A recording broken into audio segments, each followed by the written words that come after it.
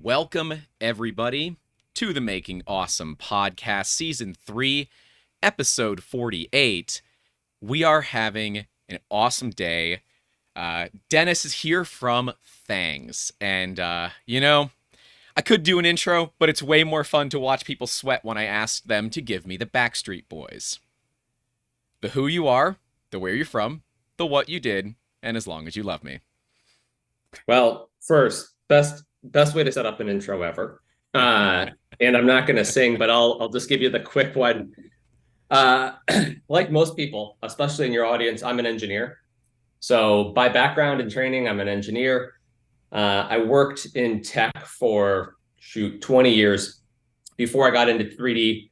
I worked at places like Microsoft, Google, Disney, and just had a lot of fun building platforms and products, mostly in the product side, from zero to many happy users. But ultimately, I got bit by this 3D bug, like a lot of people, probably about 6 years ago now. We've been working at Thangs for about 4, but bit by the 3D bug. I started out, like a lot of people at that time, at least, thinking about additive and what was happening there. And additive, of course, is like the first hit for free. You start there and you start thinking about it. And then whether it's like Boron or something else, you end up typically building something at home. And so started on that path and got more and more into it.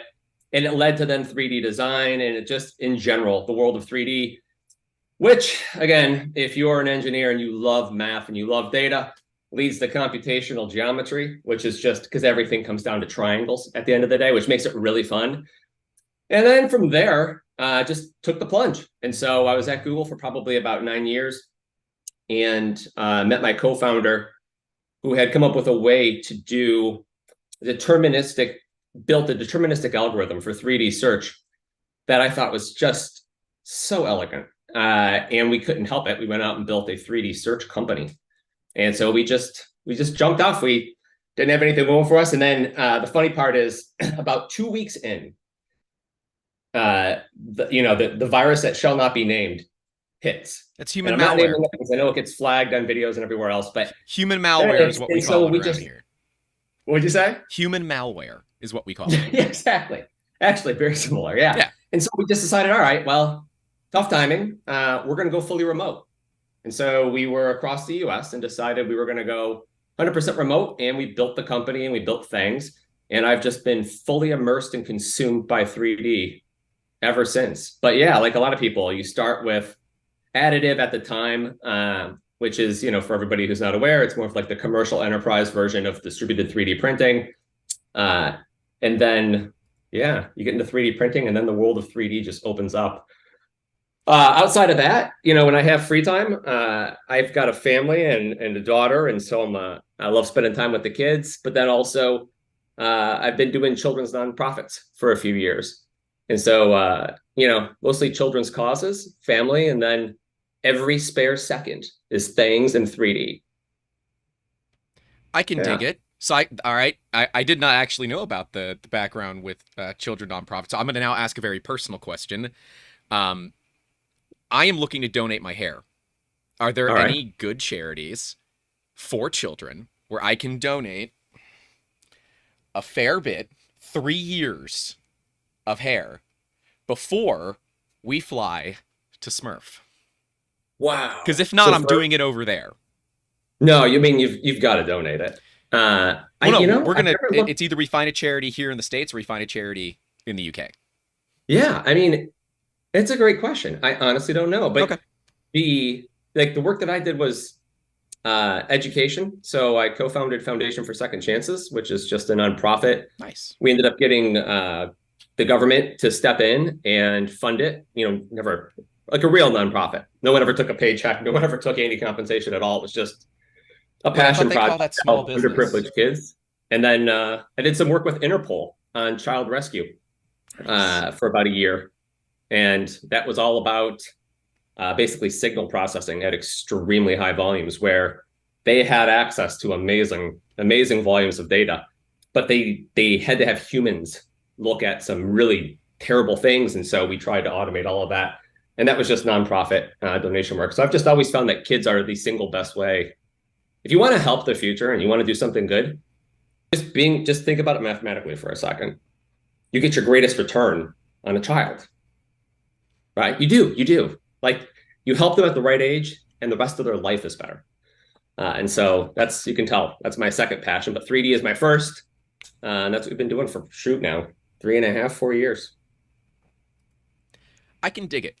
I can, right? I love kind of the people that have that altruistic mindset, but they're like, but you also have to see this because this is really freaking cool. And that is exactly what 3D printing is. I mean, one of the first things that I really jumped into for 3D printing was the Enable project, making hands specifically for children when they're growing like trees, because prosthetic limbs they're incredibly expensive, and sure, an Enable hand is not great, but it's not 10 grand either. Yes. So there's a lot of value and this was like back in the day. Like I just literally last night got rid of the last box that I had of filament that we made ourselves. Because that is what we were doing back then. We were making filament ourselves so that we could make more parts for these hands because it was so expensive. And filament back then sucked. So yeah, it's like easy mode now, isn't it? 3D printing. Yeah, I mean, it's so funny you say that. I'm thinking about where we started, right? And then looking at your backdrop. And then I've got an anchor make on the floor. You can't see it, it's just off camera. Which one? It's the first one, first one, not the new C. But it just, I thought it was, whenever Anchor gets into something, I'm always curious to see how what they do to make the hardware software experience blend together. And we know that was, they hit some speed bumps on that one. But I think about what you're describing where you go, it's kind of easy mode now. And you go, boy, it almost is. It's not quite, but it almost is. I was talking to Ellie at Cocoa Press relatively recently, and that's an area where she's actually trying to spend a lot of time, is going, all right, what would easy mode look like for putting one of these in every house? And I think all of us have thought about this for a long time. Can it become an actual mass consumption appliance?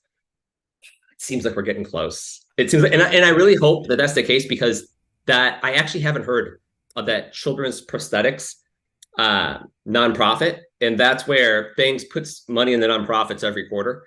I'm going to totally funnel our nonprofit donation into that direction. What happens is people win on the leaderboard, and if they can't claim their prize, we don't just go, oh, it's ours, and put it back in our pocket. We save it up, and then we make a big donation. And so we're going to donate that money. Well, it's probably toward the nonprofit you just mentioned. Should be enablingthefuture.org. Fairly certain that's the company domain. I don't even know if they're, I assume they're still active. It's been a while since we had an order come in, but we always put ourselves out to be the phalange providers, because, as especially young girls paint their potentially, intact hand with different fingernail colors. Well, I'll just provide them phalange tips for the hand that matches the color. I don't care. I'd rather have my machines running. And you know what? If it costs me, let's say it's $1,000 a year in filament, okay?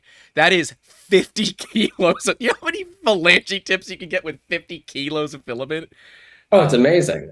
We would sponsor that in a heartbeat from Thangs. If there's people who want to get together and do something, that's a perfect one. We did about 6-7 months ago. We did basically limb and prosthetics for children impacted by the Ukrainian war, and pick whichever side of politics you want. Kids are always like a victim without blame. Basically, they did nothing. They had no choice in the process. And so I would love to do that. The problem is, it's just, you do these once and then you pick another nonprofit. I would love to do something more sustained. I mean, the Sanjay Mortimer Foundation, right? Like 3D plus children's nonprofits is, I'm sure we're boring everybody, but that is where That's where my head is definitely happiest. No, in fact, we have some awesome people here hanging out, and also thank you, James, for becoming a channel member. We have a great group of people. I saw some faces we don't see here very often, but I saw Repcord was in here earlier. But we've got Duff is here, Spurluck, Rose Kindred. I see you're in there. Let's see. We got Mad Cat is here, Daddy Wazzy, the creator who recently won a Thangs contest, I believe. Thomas is here, Pez Liz. Ajax, R3DZ, OS... Oh, nope, I can't say OSDEK. I don't know whose name that is, but sorry. Texatech, who else is in the chats? Mr. MN Don is here as well. We got a good group of people. Oh, and 3D Printy's got a question for you. Is there an option for weekly contest winners to opt out of rewards and have it go directly to charity? Do you know who 3D Printy is and the work that they do? Oh yeah. Okay.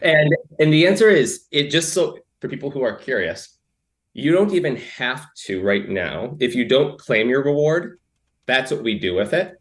And you can go into our Reddit AMAs and see the different charities and how much, because we then do it with Reddit as well, where we say, every upvote gets whatever.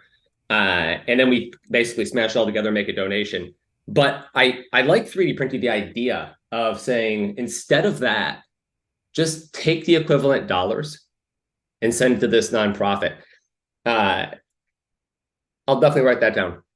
I believe that was something that 3D Printy has worked with on, let's go with competitors, Sure. so that they can donate. Because 3D Printy has a lot of things with competitors who do similar contests and things, because he makes some amazing parts. So it is, I don't know, I always get to see the behind the scenes stuff that 3D Printy is doing, and dude, it blows my mind how some people can come up with such amazing designs every week. I'm over here like, I don't know where to start. 3D Printy's like, yeah, I got like these 3 things, and here's another 5 more, and I just did this in my free time. It's fine. I'm like, what? Well, I mean, you're a content creator, so you realize the amount of creativity that goes into doing this. Oh my gosh. As a designer. Yeah. It's the people that are prolific. 3D Printing is a good example. There's a handful that are unbelievably prolific, and I just wonder where the inspiration comes from. Photosmith, who's in here too. I mean, an amazing, amazing designer. Yeah, it's a great example. Pick 3D Print Bunny is another one where you just go, God, like the designs. Well, 3D Print Bunny just likes to torture my printers. I think that's really, I know, me too. I've ruined so much filament, Like, how did you print that? I know it's possible, but how? So yeah, no, this is great. I'm loving it. Yeah, and a lot of familiar names in here too. Well, and that's what the community is about. The people that enjoy me not giving companies a free pass are generally the ones that show up to these live streams, because they know I'm not gonna sit here and give you a pass. I'm not gonna give anybody a pass. I'm not gonna give myself a pass. And we're gonna talk about real stuff live, because then we can't edit it.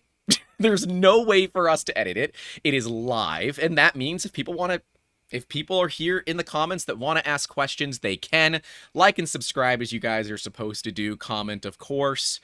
And this is fun. And if you are listening audio only, you've missed this by a week. Audio only lags by a week. So come on and join us live on Sundays. So Daniel D is asking, is there any way for individuals to sponsor a contest?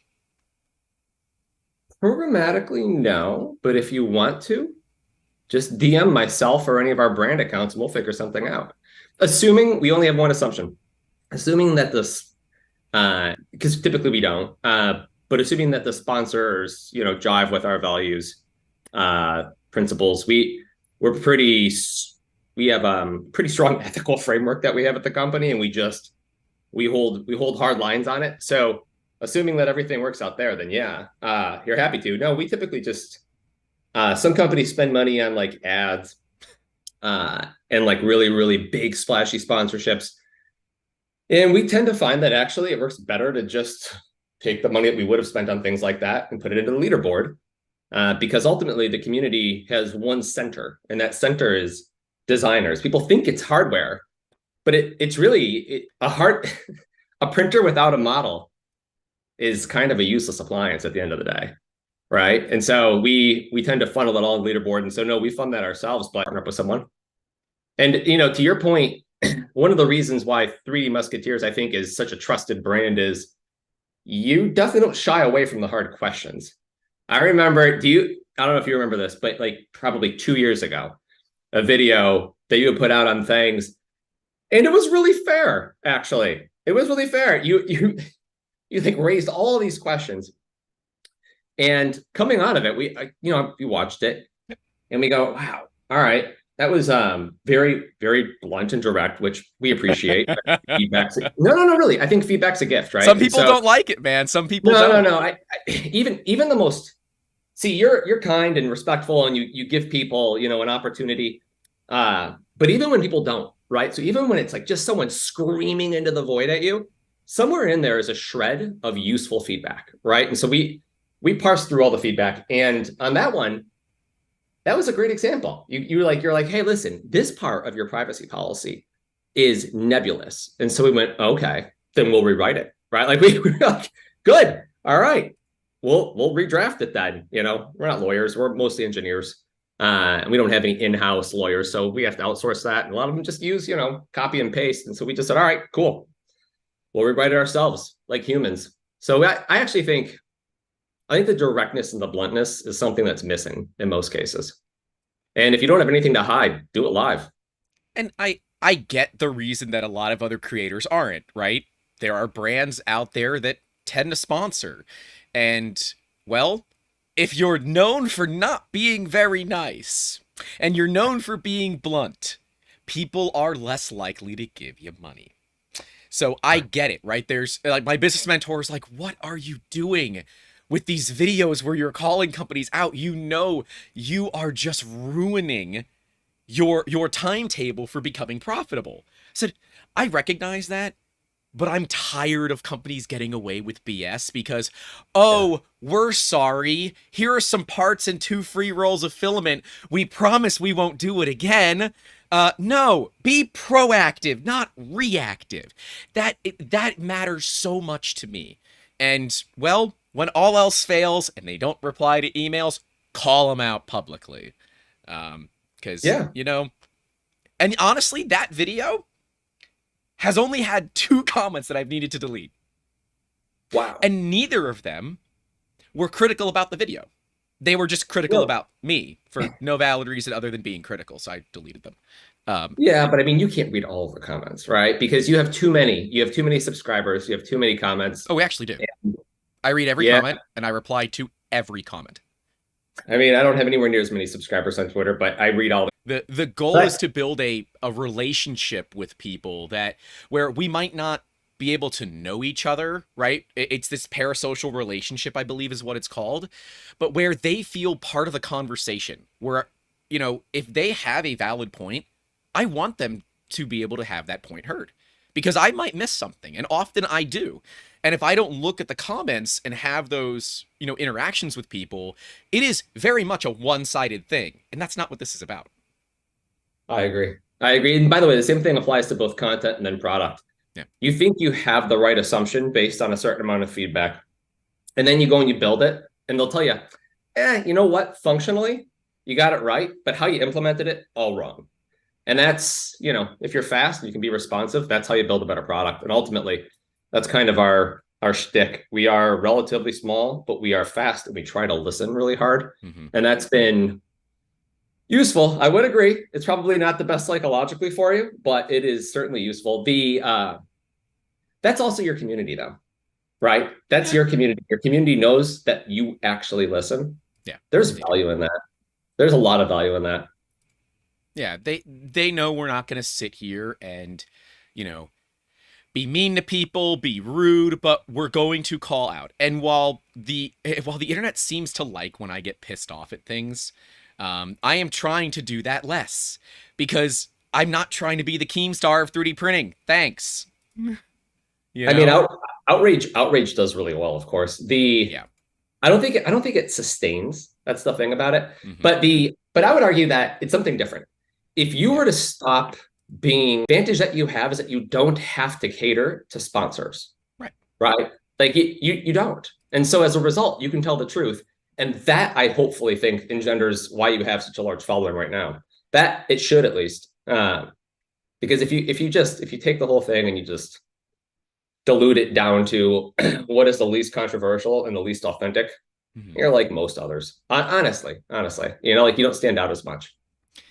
Well, and you know, part of this is also that humanizing the entire experience is part of it. And, you know, you and I have talked about this where, you know, the thing that I personally believe that might be missing from Thangs is that human element. They don't know you. And that's why we're doing this, so people can get to know you and the people behind Thangs, and that it isn't just a team of AI robots yet. That are doing all the work. These are real people that have a passion, that have a drive, that have a desire to make legitimate change in an industry that, as far as repositories go, has seen very little change outside of a couple of companies in a long time, right? I'll call out a competitor, which would be Thingiverse, right? They've been around 40 of its life cycle. It was ran on nothing short of a potato.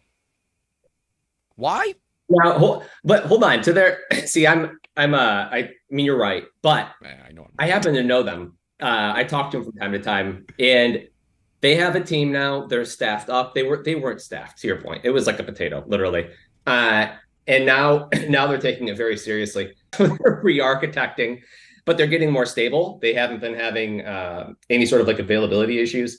They're really trying hard, and on top of that, they genuinely care. I know the humans there. To your point, we're definitely not a group of AI robots. We're all based in the U.S. We are engineers, Columbus, Ohio. If you go to my Twitter, you'll see photos of the actual human beings working on it. But you know, we've talked before, but you've met John and others. It's you know, a small ragtag group of just complete and total 3D nerds. And you know, it's, if you're interested, I can kind of share like a little bit more around like the origin, because Thangs had this like evolution to it that was weird. It wasn't like we just jumped into it. We kind of stumbled down this path for a little bit until we found our group. The idea was there was room for a pure 3D software company in this space. And what I mean by that is, at the time, and you know, I guess I'm old now in 3D printing world, but if you go back about 4 years ago, the only platforms that were trying to actually have content, support designers, were all owned by hardware companies. Right. They were, right? And so their incentives were just different. And what we saw was this like set of islands, if you will, of 3D models. And so the first thing Thangs did was try to index them all so that there was one place to go to where you could see across all models. And we had, at the time, we thought, and we still have, this idea of 3D search where you can search by geometry, meaning you upload a model and you find other models. And it's just, the math behind it is fascinating. But that was the original premise. And what we found was that was the beginning. We are, like I mentioned, we're engineers. And so we looked out, and as we started indexing, we never charged for ads. We never had privacy issues. Like we don't sell data, never sold data before, anything like that. We were just trying to create search. And for us, we just thought the 3D search capability would be like the defining force. And what we found was actually bridging these different islands together into a single entry point, which is up to like 18.5 million models now. It's so cool. That was probably a higher value add. And that continued because of this fragmentation, continued to get more and more useful. And then so what happened was we went and we had to start with these principles. And then this is where like the ethics came into it. We decided we would never weight the algorithm, meaning no site would ever have preference. We wouldn't put ads into the search results. We wouldn't sell user data, and it's all stated publicly on the record. And the community seemed to really kind of embrace us at that stage. And then we said, okay, well, we're engineers. So started going into the design community, and we're like, oh, you know, now we went from search to now we're the place to go host all your models. And it wasn't like that, actually. So the 3D search was useful because we don't shove it down people's throats, but it's in places like the geometrically related on a model page. It's in view related in search. We kind of like weave it throughout the platform. But there were no, at the time, really platforms that supported like ASM, STEP, SLD, ASM, Yep. Nothing with like 500 parts and 30 sub-assemblies. That's actually really hard. And that's the domain of like a Siemens or an Autodesk. And we thought, no, we're going to support all of those because no one's doing it. And that actually became the beginning of Thangs as a platform where you upload your own models. We support over 30 3D formats now. So it's not just STLs, 3MFs, OBJs. It's the most, we have assemblies that are over 4,000 parts, hundreds of assemblies, and it's the processing and validation on it is just, there's a reason why nobody else. 4,000 part assemblies. Can people make slightly less complicated designs, please?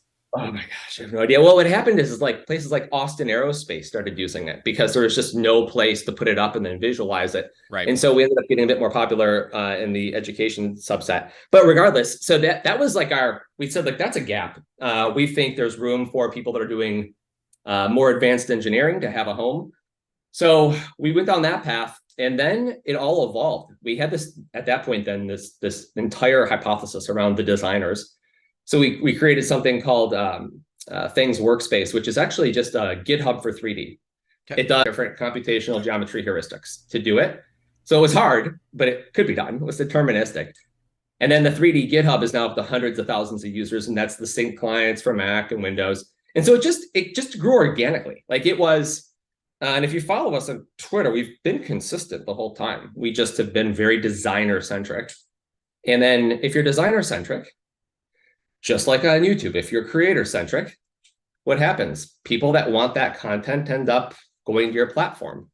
And still to this day, if you go to Thangs and you search, like what every other platform does is they, of course, show you their stuff first. And again, we've just got these really aggressive principles where we never put our own models above anyone else's. Yeah, I noticed you don't do that. Go to Thangs and search, we end up sending our traffic to, you could call them competitors. I think it's a rising tide lifts all ships, but we end up sending massive amounts of traffic to other platforms, and we never charge them anything. Never charge them advertising, never rank our own models above theirs, ever. And it's like that purity of intent that I think has actually really worked out well for us. And take it all full circle to your point. We spent a lot of time. I mean, we're engineers, right? Yep. We're not big on marketing. We're not heavy on brand. We're not owned by a hardware company.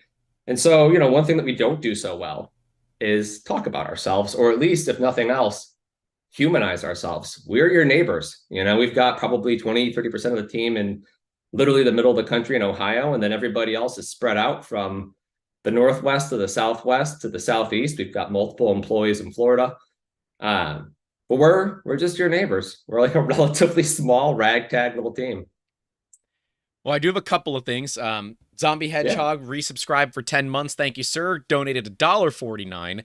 Mr. Emendon donated or gifted 5 channel memberships. Those went to Brian Birmingham, the Eldar, Sebastian Jackal, TJL, the Epic Guy, and Aurelian of Rome. So thank you all for becoming members. And Repcord, Pooch, has a much better thing than a rising tide lifts all ships. It's a rising tide lifts all benchies. Obviously. And that is, I still believe that is the best change for this scene. But, James brings up a question, right? And it's one that not many people might know. With no ads and no other direct monetization, where does the money and wages for the servers come from? You seem to be spending a lot on this. Is it investors? Yeah, it's a great question. I just saw that. First, James, I'm glad you asked. We do have investors. And it's all public. So there's no hidden, there's nothing hidden behind the answer to this question. Our investors are Tiger, which was a rather large VC firm, probably the biggest about 3 years ago. Then Sequoia Capital, which is just a known VC firm. And then Google is a public investor as well, my prior employer. Of course, you'd imagine that if you're the largest 3D search engine on the planet, a search engine might want to invest a couple of dollars. But other than that, those are our investors. Drive Capital did our seed round, which is a Ohio-based venture capital firm. That's it. Like, it's very boring on the investors. And then where do the wages come from? Oh, investor money. The the longer term is two things. One, Thangs memberships. We've been in market now with those for about 10 weeks, give or take. And that's doing really well. So that's more than doubling every month. And we like the business model because we have a unique take on it, but we like that business model a lot because we don't get paid unless designers get paid, and designers make the most. So like by far, and we wanted to make sure that we were the least expensive by fees and that we definitely did more than anything else that was out there. So there's a couple of things we do with memberships that we really like. One is IP protection. So if you're a designer and you upload your model, and it's a paid model, right? So Grant has subscribers, but if you have subscribers to your plan, bad actors exist. And so one of the things we do is we use a 2D recognition algorithm, then we have a 3D recognition algorithm that's not deterministic, and then a deterministic one. And what we do is we scour the internet. And if somebody has taken one of your premium models and claimed it as their own, maybe built something and posted it on Etsy, who knows, right? Not to pick one platform, but if it's out there, we notify the original creator and say, hey, listen, your models are being used by others that aren't you. I hope they have permission. If you need to see a link, here's where it is. We do that. We automate. One of the products that I had some responsibility over was Google Drive. And so we have like a pretty advanced, very secure file sharing platform that's built into Thangs. And we automate that. So you don't need to use Dropbox or anything else to share your premium models. It's a lot of automation. We have Discord, automation with identity lifecycle management. We had a lot of the components to make memberships very, very differentiated. And so from our perspective, it just goes along with the theme of how do we help designers take what they do for a living, or what they want to do for a living, but currently do as a hobby, and make it a full-time job. And then I love incentive systems that are very clean. Yep. We don't make money unless they make money. And so that's the business model. We also have designer tools that we plan to charge for at some point in the future, but right now are completely unlimited and free, which is the 3D GitHub capabilities. And those are used by hundreds of thousands of designers very happily. And so that's the business model. We've got plenty of money in the bank. We did a very large round at the top of the market. And so we're here for the long haul. That's what it's about, right? And for those that don't know, investment is totally fine, but there is, some component of, people that give you money want it back, generally with interest and a fair bit of interest, right? Yeah. And so the monetization style, this is normal, right? It's why we've seen a trend of other websites also doing this, right? If all you're doing is providing free server space with free marketing and free all this to your users, you're hemorrhaging money. And I'm sorry, but the vast majority of companies that exist out there have one goal. It is to make money. And those that are publicly traded have a fiduciary duty to their shareholders. But those that are privately held do not have such fiduciary duty. Now, they obviously need to work to get investor money back, but all investors understand that you need money to make money. And while, yes, bootstrapping could occur, you're not going to have the movement that you guys are having in Thangs. But the thing with Thangs is that that's not the only company. In fact, Thangs is not the main company. It is its parent is Physna, correct? Yes. And so there's two parts of our business. Thangs is owned by Physna. Physna has one product, and it's enterprise. So it's 3D search, just like you could use on Thangs. So download a model off the landing page, search by uploading it. You'll find that model and any other kind of clones of it out there. Physna is the parent company, and Physna has SOC 2 Type 2. Thangs is GDPR, PCI DSS, like a different set of compliance frameworks. The SOC 2 Type 2 compliance, it demands isolation. So people go like, well, do you share data between the two? It's like, no, and by law, I can't. Like, just to be clear, we're a US-based company. All of our employees are in the US. It's regulated. They're different animals. The enterprise product from Physna at the very, very high level, because I know that's not what we're here to talk about, but at the high level, if you have 3D search, I can pick up this pen.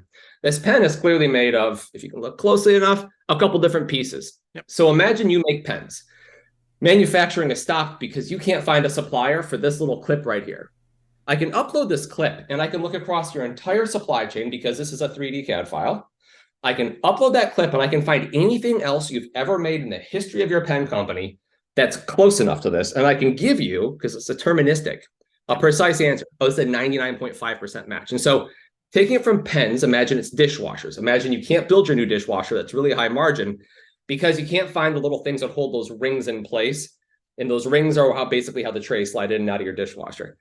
We have companies like us pay us for that single tenant, right? So it's single tenancy. There's like no multi-tenancy, no crossover in services or data with things. For that single tenant version to search their own data set.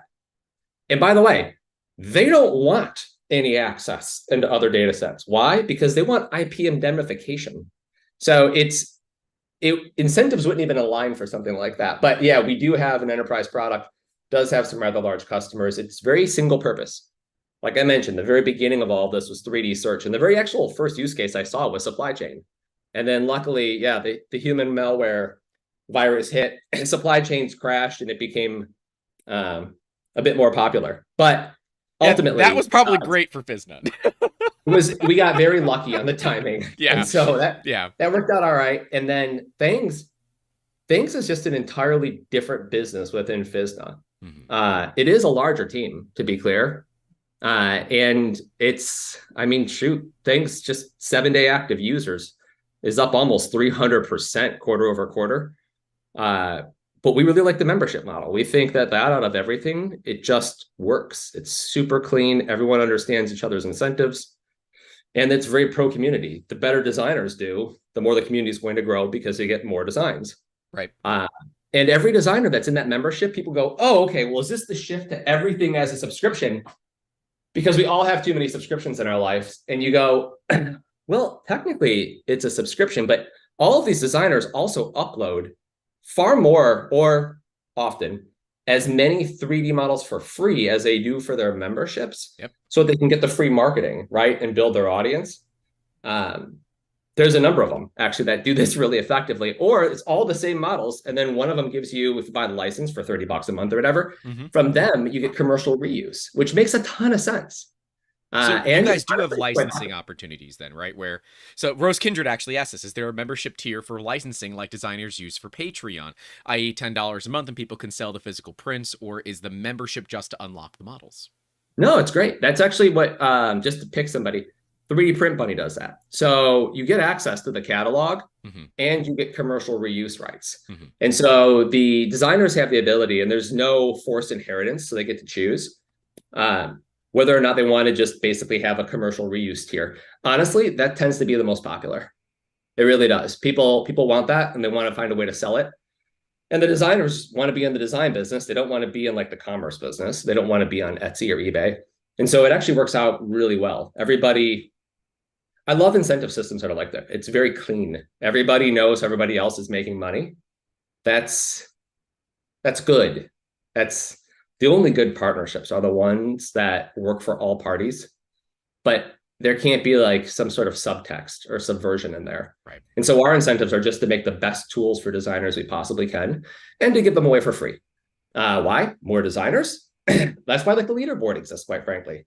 Our leaderboard is obscene in terms of how much money we give away each week. Yeah, what are you guys up to right now?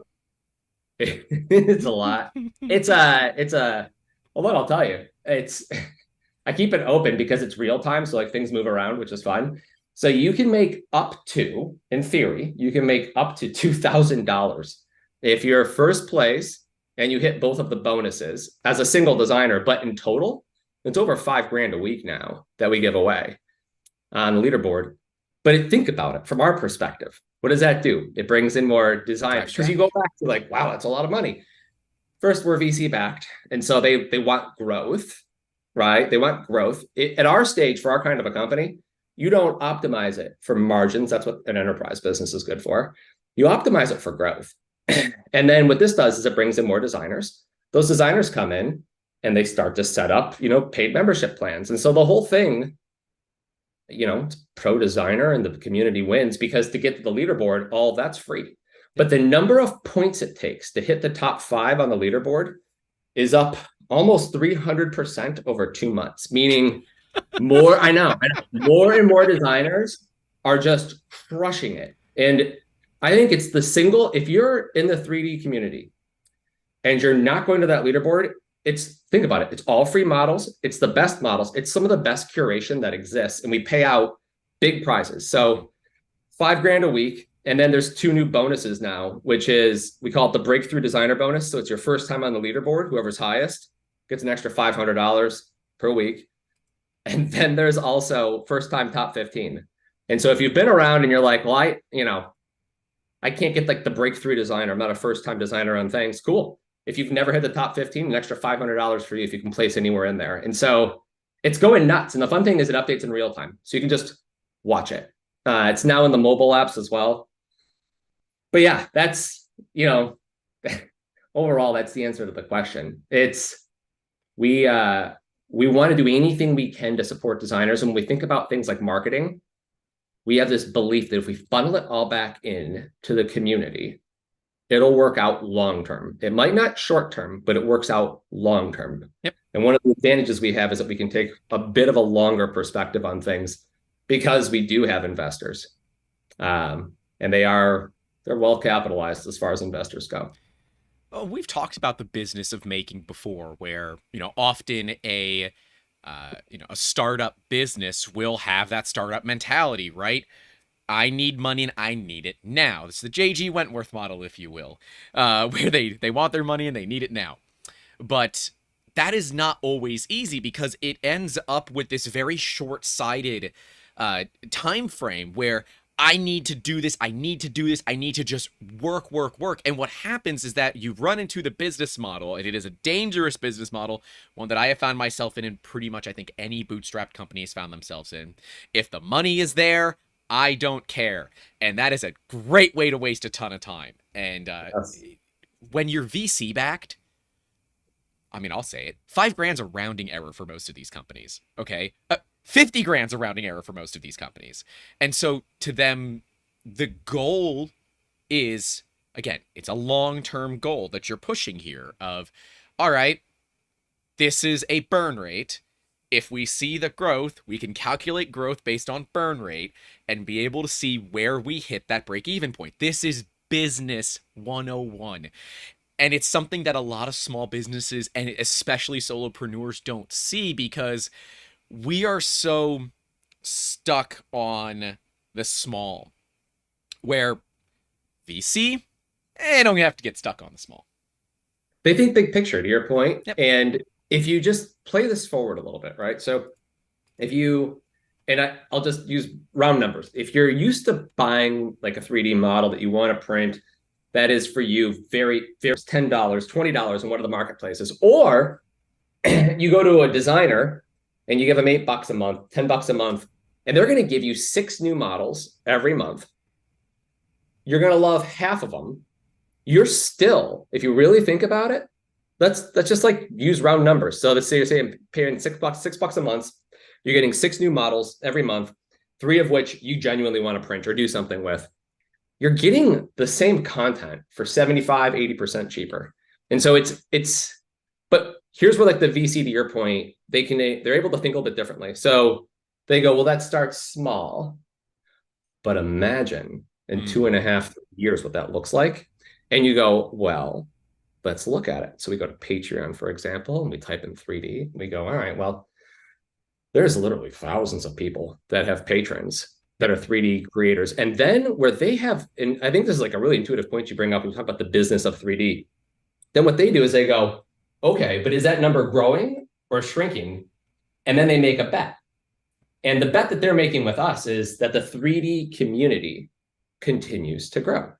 And I feel like that is a really good bet. I think it's a great bet. Yeah, I do too. And so I think they got it before most others did. And we've just been fortunate enough to, we have great users, we have a great community, and we don't get everything right. But when we get something wrong, we really try to own it and then say, how do we make it right? And then they'll say, this is, our users, We'll say, this is what you got to do. And then we do it. And that's typically like a product release.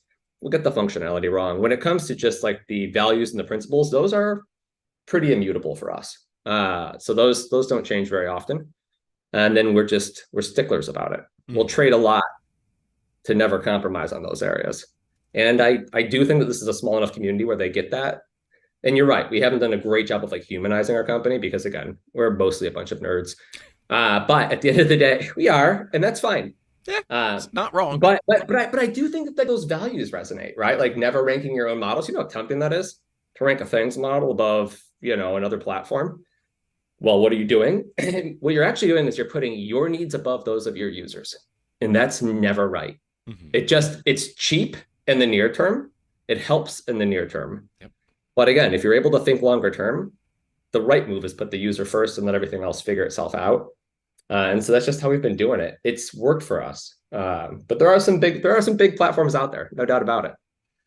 Yeah. And of course, Thingiverse is always going to rank well, no matter what, on Google, because they've been around long enough that their SEO just exists because it simply exists. They did, and now, of course, that it's part of Ultimaker, not old Ultimaker, new Ultimaker, where MakerBot is also a part of it, because we couldn't come up with a cooler name. We couldn't. We just no. It couldn't be Maker Ultimaker. No. We just had to leave the same thing and just capitalize an M. Fine. Hold on. Just on that point, let me and you know me. Sorry, I'm like I get all excited. Go. I get all excited. What if everyone's thinking about it wrong? Just hear me out. What if it wasn't zero sum? Truly wasn't zero sum. So like one thing that we've been testing for the past year is you can upload the things, and then if you think about it from a platform's perspective, the most valuable asset you have is the trust and the loyalty of your designers, and then great content. So we have this thing that we've been doing for just under a year, where if you upload the things at the very end of the upload process, you can push one button and we auto map all the descriptions and categories and tags, and we'll one-click upload it to Thingiverse as well. And then recently, Cults joined in.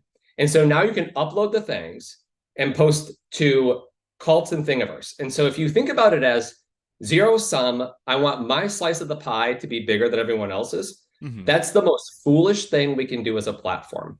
If you think the opposite, if you think everyone wins and grows together, and then the whole community expands collectively, then our hypothesis makes a ton of sense. Now, we're the only platform doing that I'm aware of, but I'm not talking about importing from theirs. I'm talking about giving them designers and content, just like we give the traffic away for free. Yep. It's like, if you do that, so far in our experience, it works out really well for you. And that's, again, it's a versus hardware company way of thinking in a lot of ways, because we don't have zero sum market share. We think this community is so big, we're barely all scratching the surface of it. And 3D Printing's got a question that I think goes in perfectly here. It says, may have missed it, but is there a way to upload to Thingiverse days after uploading to Thangs? At times, I only want to launch to one first. And real quick, I apologize if you guys are seeing any hitching or anything in it. I am at about 10% packet loss right now, and blame Spectrum because it's not on me. I just ran a trace route, and it is not on me. It is on them. So yeah, sorry if your stream sucks. Blame Spectrum. Anyways, sorry. No, it's first. It's a really good question. No, not today. We have had requests to schedule your posts to Thangs. And theoretically, we could do that. And then also, because I know why you're asking 3D Printing, or I suspect I do. I never want to be assumptive. But I suspect you want to window your content, right? Across different channels, which would be the other platforms. In which case, we could. It's an async process right now because not everybody's APIs are as fast as we'd like to have, within the user experience. But let me take that one away. I bet you we can crack that nut. That's in the realm of, though, literally rebuilding the entire upload flow as we speak. Like we have one of our product managers is working on it today. Well, I say one of them. We have one product manager besides myself, and so we run lean. But yeah, give us a second. Like we can find a way to slot that in there. We have a request for delayed posting as well, mostly for the leaderboard. And I guess even if it's great question. not scheduled, he's saying sometimes it's nice to go back and push an older model to a second site. Yeah, I love it. But I would want to do it even better. I'd want you to be able to schedule it at the time of upload and then also multi-select and send a bunch there. And that's where, and we don't just like shovel off the model. We take the time, we map our categories to theirs, our tags to theirs, so that it's literally one click. Like you just push it and everything shows up. We copy and paste the description for you. It's just done. So yeah, let us refine that. Our big one was we just launched the post to cults about a week ago. And that was a fun one because they didn't even have an API for this. We had like some fun back and forth on Twitter, and they said, we'll build that API just for you all. And we said, if you do that, then yeah, like we'll build the feature. So it's like, we'll see. It's been fun. So far, people are using it. Well, we have a few more questions. James said, are there any platforms you will allow uploading to in the future? My Mini Factory, Cults, Printables, etc. Are there others in the plan here? If they open it for us, absolutely. Okay. Again, our view of it is, what if it wasn't hyper competitive zero sum? Mm-hmm. We think that actually that's a winning strategy. And I think historically, market science would show you can think about like the size of the pie versus your slice at this stage. If you view 3D printing as 5% of its addressable, a bunch of engineers, and so it just goes into a queue and then we get to it. Right. Everything for dark mode to be done correctly.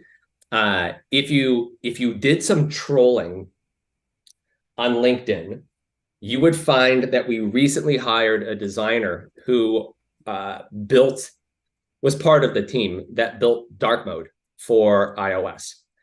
So when I say it's coming, and we brought in some really serious design talent to help us with that full time. Nice. So yeah, we're gonna go full dark mode, but it's a lift. It's like down to the fonts. Platforms. Are you willing to be the recipient of content coming in from other platforms in the same way? Free content, free designers. We've been hoping that people would make that offer. We've not, put it this way, we haven't heard from any companies that would love models and designers with us. That's not an offer we've received. It'd be a great place to be. Mm-hmm. Right now, Repcord, that the way that we kind of look at it is we're still relatively new compared to these other platforms that have been around for over a decade. And that means we got to pay our dues up front, right? So we got to pay in. And so we're paying in. And then we hope, we would really love for other platforms to make us that offer. Honestly, we'd love for them to send us a bunch of search traffic. There's a lot of things that would be great, but we don't view that as required. So we don't think that other platforms have to reciprocate. And also, they're not pure software companies. So they have, difficult margins. They have manufacturing type margins. Hardware is a difficult business. And so we don't put that assumption out there. We kind of give without asking for anything back. And then our hope is that, maybe someday people do want to reciprocate, but it's not required. It's not required. We just, we think it makes more sense to just kind of pay in, and then karma comes back around. And it really has worked out well for us. So we're not suffering for growth. That's for sure. So that would be nice, right? This industry was founded, the consumer side of it was founded upon the likes of open source, right? The RepRap project and everybody involved in that. And it seems like the further we move in, the further we move away from those ideas, where these repository sites all appear to be competing with each other, where everyone's trying to outcompete the next, give the best deal possible. And instead of just saying, wait a minute, we're all built upon open source. Can we just, act like humans and work together like we started? Yeah. There's another version of this. If you play in a space where your product is primarily free, then one of the ways that you can kind of approach this way of thinking, at least from my perspective, is you go, all right, so then people volunteer to use your product. they have choice. And so the less zero sum, the less competitive you are about it. Now, let me just make sure. Are we? We are not. Oh, and I'm dropping frames right now, so we're back-ish. Yeah. Sorry, guys. Someone tweet at Spectrum and tell them their internet sucks. So there's that. Okay. All right. I guess we are back up. We can go back to where we were, right? Yeah. Like the answer was just in brief. Yeah, we're a huge fan of the open ethos. We have some open source projects, but beyond that, we've been, controversial in that when we do like sponsorships of various sorts for designers, which we would love to do more of. We just, finite resources. When we do them, we don't put the usual clause in. You have to be exclusive to Thangs. And so what you end up with is we're paying designers in some cases, and then we're paying them to build models for other platforms. And it just reinforces, we've just got a certain set of principles and values. And one of them is, like rising tide lifts all ships. Very much kind of like the original, I'm old enough to remember what like some of the original open source community was like. Some of those same ideals and principles. But, the other side of open source is it's, for those who care about these things, it's expensive to support. And so we have one project we would like to do more, but I mean, that's a full-time job for people. And so, we're not supported by some uber global publicly traded manufacturer or anything like that. And we tend to focus our engineering, for the most part, we do have some open source, but on just building. Just build as fast as possible, give users what they're asking for. Right. And then we'll do more and more open source over time. But yeah, we very much resonate with those ideals, and we do crazy things like not require exclusive content to our platform when we try to support designers. That is always the thing, right? Platforms, I'm going to call Patreon on this because Patreon really screwed a bunch of their designers recently because they moved all their payment processing to Ireland. I wonder why a company would decide to move their payment processing to a country that is notoriously known for being a tax haven. Yes. I wonder why I can't think of any reason a company would move their business over to a country where they pay less in taxes, Anyways, it caused hundreds of people's cards to decline. And this meant that designers that rely on this income were just SOL. That's it. Too bad. Your payment didn't go through. That designer didn't get that money. We had 7 have that happen, but I only have 50 people in Patreon. So that is over 10%. That's almost 15%, really. And that sucks.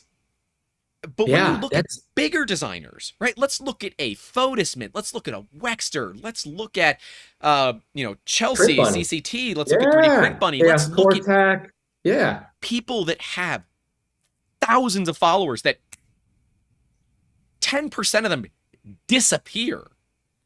And yet they don't want to disappear. It's because their cards have been compromised because all of a sudden the payment processors in Ireland. And that's it. Having a US company, benefit to that sometimes, Oh, it's been huge. And it keeps our compliance very straightforward. Yeah. So not that the US has a perfect regulatory compliance framework, but outside of probably the EU, and we do comply with GDPR for the EU, but outside of that, it's some of the strictest. Actually, Australia does a fairly good job here too. But the way that we think about it is it's very easy to know the laws and the jurisdictions that we operate within, right? Very explainable. It also helps us when it comes to what our tax obligations are, which is a part of what Patreon's doing, right? That's a part of it. We're pretty open book in that way. And then we're kind of funny. The other trick of the Patreon model, which, by the way, they do have a great product, 10-year-old platform. They do. But you don't always know exactly what fees you're going to end up with. Nope. And don't get me wrong, some of that, there's currency exchange fees that change, but we were the first to come out and we just said, we're going to pass every fee. If we have those fees, We pass them through with a guarantee of not marking them up. That's unclear in general in this business. And it's because as your volume goes up, your fees go down, and that becomes your margin expansion as a business to get back to like the business of 3D. And so we just go, here's what we're paying. You know, like our cut's really straightforward. And then we just looked at everywhere else and we go, we're just going to be cheaper. And then our idea was, and we'll pass through fees without markup. And then that way, you know how we get paid, you know how much it costs to process these transactions anywhere in the world, and everything's above the board. And it's a simpler model. It's just simpler. You're right, though. That's a shame. I did not hear about that, but I am aware of them closing and then apparently like still somehow being open, the what they call it, the double Irish loophole when it comes to taxes and accounting for tech companies overseas. I thought they closed it, but I understand like they also didn't close it all the way, right? Like, yeah, I don't know exactly how that works. My company's not big enough to even bother with it, and I have an accountant for those things, right? He's like, hey, you should do this maybe for tax reasons. I'm like, okay. I'm like, all right. I you guys at Thangs are pushing some right? That's a relatively new thing, but we also have the ability for the contests and gating and non-gating the content, right? So you guys have the free, you have the paid, you have the freemium, and then you're also giving away the money. Is there other things that are coming in, you know, the lines here, if you will, for the future of Thangs? Yeah, I mean, there's plenty. The big one would be, so first, just to like summarize what you said, because you said it really well, there's the contest. The contest serves two roles, actually. And it serves one, putting roughly $250,000 a year into the pockets of designers. But we do that through gift cards to the major 3D company marketplaces so that we can support 3D printing as a community and as a whole. I mean, everyone's going to spend it on the same stuff anyway, just filaments and printers. And so like we give it to them. And in doing so, you basically get like a 2-for-1 for the community. And that helps designers. It also helps the broader ecosystem. And then here's where it's like a double-edged sword in a good way. They had a team of engineers that reached out and said, can we pay for that 3D GitHub capability for our team? Because right now we use tools from like 15 years ago. And we said, we would love to sell that to you, but just not right now. We're very focused on the membership side. So that's the third leg. But the thing that I think is most interesting is, and I know that this is wait, are we not recording? We're down again. I'll get to the fourth one, which is actually where it'll be interesting. Yeah, I mean, this is why I record locally. So this kind of crap, when it happens, I just end up posting the raw recording to Spotify. But we just lost Pooch from Repcord because he can't deal with it. And it's like I feel it, but man, it sucks. That's all right. That's all right. We are. It's apparently working again. Guys, tweet the Spectrum. Yell at them, because as soon as we're done with this stream, I am calling them and I'm saying, guys, this is ridiculous. I am trying to run a business here, and you know, it is so frustrating for me as a streamer to watch us go from 50 concurrent. We're down at 9. Listen, there's always a recording, but at the end of the day, like you know me, I would talk to 2 people. You and I talked for an hour and a half. Recently. I know. I love this. So yeah, we're back. If it's 3 people, I'm feeling great. But you also give a podcast, so like I'm sure it'll all get syndicated. The answer to your question is, just to recap: 1, there's a leaderboard which requires just free models, and so in that world, everybody wins. The designers get paid, but then also everyone gets a bunch of great, like really, really high quality 3D models for free. That's the first. The second is memberships. The third is that geometric 3D GitHub tool, which, you know, we have a lot of companies that want to pay for it, but we're just not focusing on monetizing that yet. And when we do, it's unlimited for everybody right now, ultra secure, sharded data with different encryption keys, all the good stuff. And then the fourth one that I wanted to get to right before we lost the connection there is we have a very controversial take on AI. And I know this is a hot topic in the community, so I want to just bring it up and say, we could be very wrong about this, but we think tools that are generative, meaning they're large language models, they're diffusion-based, tools that are generative They may or may not end up, in the distant future, replacing the designers, but they're derivative, right? They don't create new. Yep. And so our view is we want to do as much as we can as assistive AI for designers, meaning right now you might go, listen, I'm not an SEO expert. I create 3D models. When you're done uploading on things, we go, would you like us to use OpenAI to write an SEO optimized version of your model description? And by the way, it's very good at this. And then they can push it up. And right now, no, and listen to this. Right now, a third of uploading designers use that. Why? It's very good at it. What do we give it? We give it the category, the image, description, the file name. Now, here's the next question. Are you giving my data to OpenAI? No, we pay for that service. So we pay for the one where it's inference only, basically. So we send it the data, it takes it, gives you the response, and doesn't store it. Plus, they purge, if you're a paying customer, they purge everything that they have about you every 30 days. So like that one's good. We then say, would you like us to write a tweet for you using OpenAI? By the way, it's not free. We pay for this, and it's free to the consumer. It's free to the designer. Would you like us to write an SEO trending tag optimized tweet for you? And people do that as well. But that's not like the interesting stuff. The interesting thing that we're about to launch, and this is the first time we've ever talked about it, and my team's going to kill me because I'm getting out in front of it. It's right when our internet's going to crash. Yeah, of course. It's those are LLM text-based implementations. We're working on a way to go, okay, so you've given us this model. Would you like us to apply, say, color and texture? Would you like us to then take that and save you the time for setting up your SLR rig and taking a photo staged on your workbench? Would you like us to use another diffusion model to then take that and place it onto a workbench in a house that doesn't really exist, or into a living room, or onto a shelf in a bedroom? Would you like us to just make it beautiful for you? And so that's what we're launching next. And again, not free, no data storage, but the thinking behind it is, and there's one more after that that's even crazier. The thinking behind it is people can approach AI as a way to replace designers, or they can approach AI as a manner to help designers save days in the design cycle. And if you do that, you get more designs. If you get more designs, the whole community wins. And so but it's very controversial because everyone's like, no, Figma and Adobe, and you're going to miss out on this huge opportunity. And we go, actually, we think the ideas around IP ownership and IP rights are going to be legislated, and it's going to be adjudicated, and it's difficult. We think it's actually way better, and it's legally very simple to just go, we'll just help you build better designs faster for you, just for you.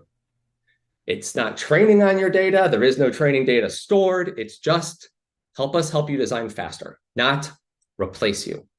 And every other 3D platform has announced open source projects where they have generative work being done for 3D design. And we're going, no, we're going to go the other route. Instead of generative, we're going assistive. And it's crazy, but we think that that's actually going to be the win long term. I mean, that's my preference, right? AI is something that's scarce. And also, AI is it's an overused term for what is effectively just a good algorithm. All right, let's work. Call it linear and nonlinear regression, right? Like if you really want to call it what it is, 90% of AI is actually just ML. 90% of ML is just one of the many statistical techniques for linear and nonlinear regression. You're right, which are deterministic. True AI is a neural network which is not deterministic in a black box, typically, not in all cases. So to your point, stop sprinkling the AI fairy dust on everything. That being said, an LLM, diffusion-based implementations, that's pretty close to what I would like. And I'm pretty strict about this, but I would call those AI. That's real AI in that case. That's because you can't reverse audit it. It's a black box. Right. It's a non-deterministic network-based implementation. And I could nerd out on that for days, but I won't, because I'm sure we can go from the few streamers that we have to our viewers to even less. But I could talk about that for days. I think it's fascinating. I just think everyone's getting it wrong. I think the idea of replacing humans, we're so far away. Why don't you just make their lives better? I mean, clearly there are companies that are looking to do this. There's a reason all of Hollywood is on strike right now, right? Oh yeah. With the writers going on strike because of systems like ChatGPT becoming a problem, but also now the actors and actresses going on strike. The SAG is on strike because of the use of 3D scanning, and that they want to come in and scan all the extras, and then we don't need you anymore. Go away. You get paid for one day. We own you for the rest of eternity. And I totally support this. This is where AI fails. It's where technology fails, when people start worrying about their pocketbooks rather than really moving the industry as a whole and the community as a whole forward. And I think you guys have solved that problem. Community. I think moving the industry forward is a very me-centric approach. Yeah. That's where I think the way that you've categorized this is one that I'm going to steal, because it's that industry approach that dehumanizes all of the people. Right. When you said industry or community forward, we think about it as community forward. And actually, if you don't build the replacement mechanism, which by the way, like those aren't even that good. And I realize like people that would call other platforms our competitors, which again, we don't really use that term as much because we don't think that that's how the market actually behaves in this way. If you look at it as a community, we're the only people who are going, we want to build assistive, not generative. That both of the other major platforms in 3D for like static unrigged models, right? Think about these as, relatively positive volume, consistent normals for printing, right? There's projects out there, open source projects that are all generative. And it's like, well, no, what if we actually go designers at the center of it all? Do the opposite. Don't take away their livelihoods, give them a livelihood, and then give them better tools. And so and we don't, listen, at this point, everything's commoditizing very quickly in AI. And so we just go, all right, we're using OpenAI, LLMs for this. And we've got these other two that are diffusion based that we're going to bring in for designers. They're all expensive. We pay for them all entirely. We don't charge the designers anything. And our view is that's money well spent. It saves them days, which means more content, which means the community grows. Community forward. You said it. It's not industry forward. The Hollywood Extras example is one of the most unusual. I've heard about this as well. And almost creepy. It's a guy, because think about it. You're showing up for a day. You're getting paid for a day. They do a scan. And I realize the scans are getting really good. But the idea that I did a scan, I paid you for a day, and now I own your likeness for perpetuity is a little that's much. Seems imbalanced, I would say. Yeah. Imbalanced. Yeah, I love the topic because it's just one where we have been it's kind of like crypto back in the day. We just never got on that bandwagon. We were like, yeah, no, I see what you're doing and I appreciate it, but we don't have a need for a highly decentralized, relatively low performance distributed database. You know what I mean? Like I see the tool, it's just not a tool for a job that we have. But boy, you do get pressure for that. And a lot of these, these trends that basically come and go relatively quickly. Focus on humans. I think you just said it really well. Focus on humans, try to do right. And then, make sure that the people who make everything work, make sure that they're really well supported to the extent that you can. Yeah. And then just watch, at least for us, the formula is lovely. I mean, it's just been great. The only thing that we lack many, many things. We do so much wrong. But the one thing we need to do a better job of is just, we go to the RepRap Fest, but we don't set up a booth. We're like, I don't know, we're software. What would our booth be? We go, we give stuff away, we compete in the battle bots, and then we nerd out with people. But we probably need to do a bit more around we're actually just a bunch of humans. We're like your neighbors. Probably could do a little bit more of that. Someone had asked if you guys were going to be at the East Coast RepRap Festival, and I know you were there last year because I scanned John, who I think he's director of marketing, right? Yes, John. We don't have a giant marketing department, to be clear. We have my cat's the director of my marketing, so I get it. Okay, yeah, exactly. Like that's on my company website. We are like a small, scrappy, like really scrappy little startup. We have two people in marketing. John's the head of marketing for us. And if you know John, he's a really good human being. And I'll tell you the reason why we hired John.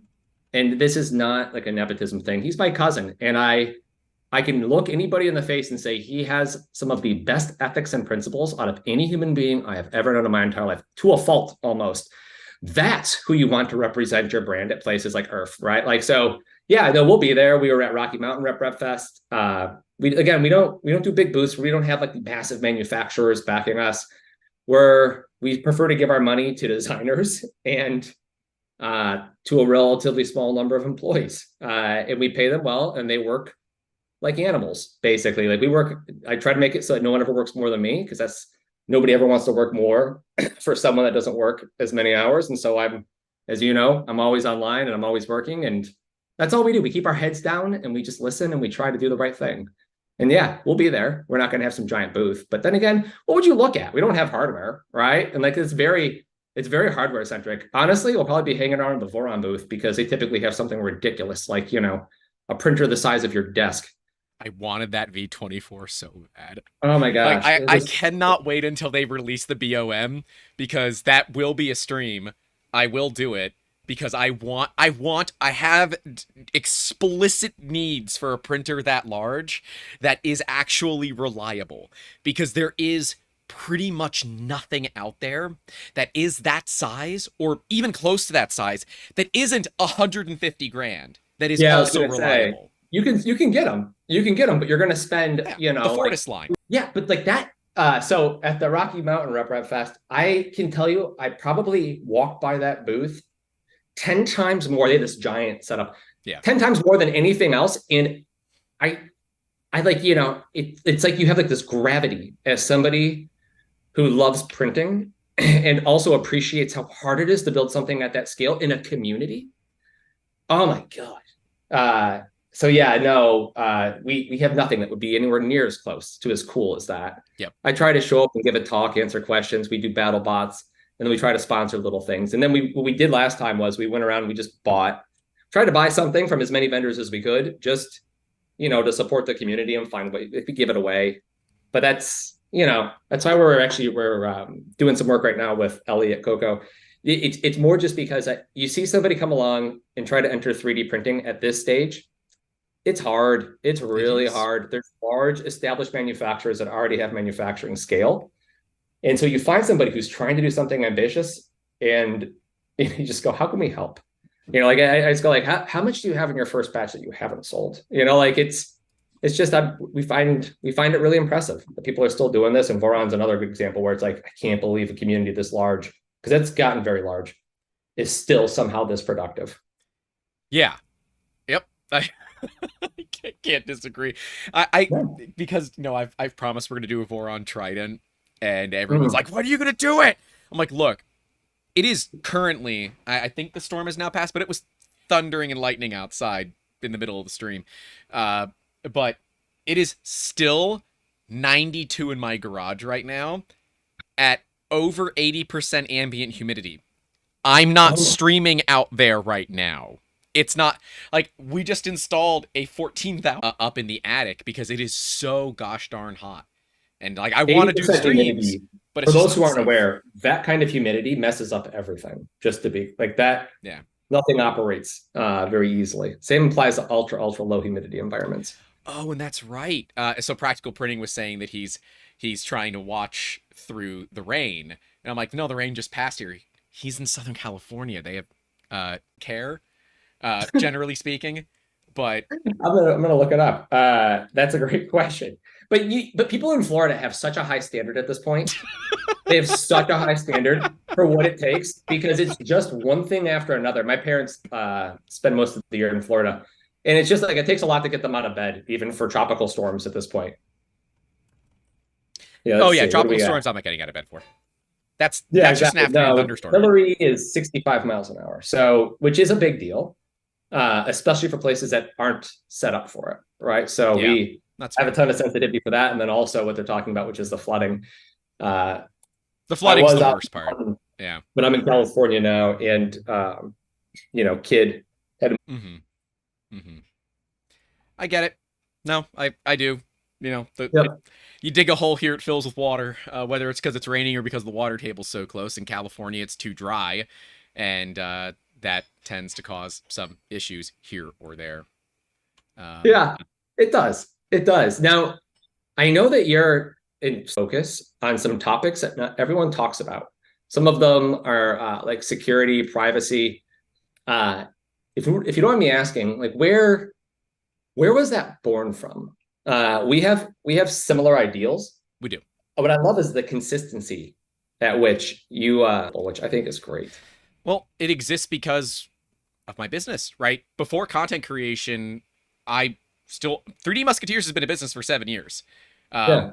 It is only recently also a YouTube channel. So, we do work for the Department of Defense, we do ITAR class work, and well, if I want to show this stuff off on the channel and do it in a meaningful way, I also have to make sure that it abides by the rules that I must abide by, right? It's like if I was to put my bamboo on the network, I could go to federal prison and be tried for high crimes against the United States because we don't know what it's sending. So it is a data security risk. Once we find out what it's sending, it might be totally safe to put it online. We don't know yet, but we can't. It's really heavily AES encrypted. I'm not going to get deep into that right now, but yeah, it's because my life and my business has necessitated it. So I also must abide by those rules and hold manufacturers to it. And while I recognize that the average user doesn't care, there's a problem with that the average user doesn't care. And, oh, I don't care if, my printer can see, how many benchies I'm printing, or it can see me walking around without pants on, as Sam Prentice said. That might not bother people, but I think that's because we've slowly accepted the fact that everything around us is watching us, listening to us, and utilizing us as data. When in reality, your data has a lot of value. The entirety of Hollywood would not be on strike if they believe the same thing that the average, person believes. And so to me, I say that everything in your life has value. Even your likeness, the things you make. If a company is collecting it, they're not collecting it just because they want to. They're collecting it because there is a business-driven reason to do so. And if you are not monetizing that, well, then you might as well start a nonprofit and at least take the tax write-off. Yeah. I mean, I've often thought that, like, if someone created a marketplace whereby, because companies are hoovering up data, right?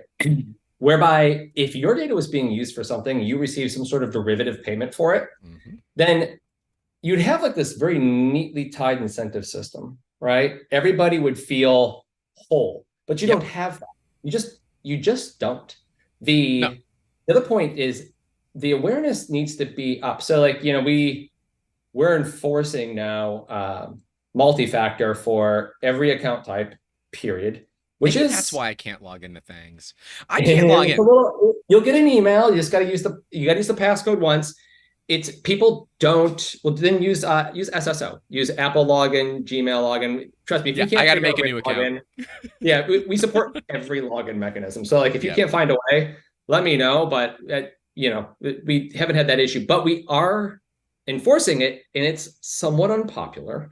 But here's what we did: we actually reached out to people and we said, "Are you aware that your username from other services, like breaches 8 years ago, 10 years ago, 14 years ago, we're new, right? Like, we haven't had any public breaches, but we go, your username, it's circulated. It's actually out there. It's circulating, and we see it. Yep. So we've got this since the early days. I hired a dedicated security engineering team, and that's all they do.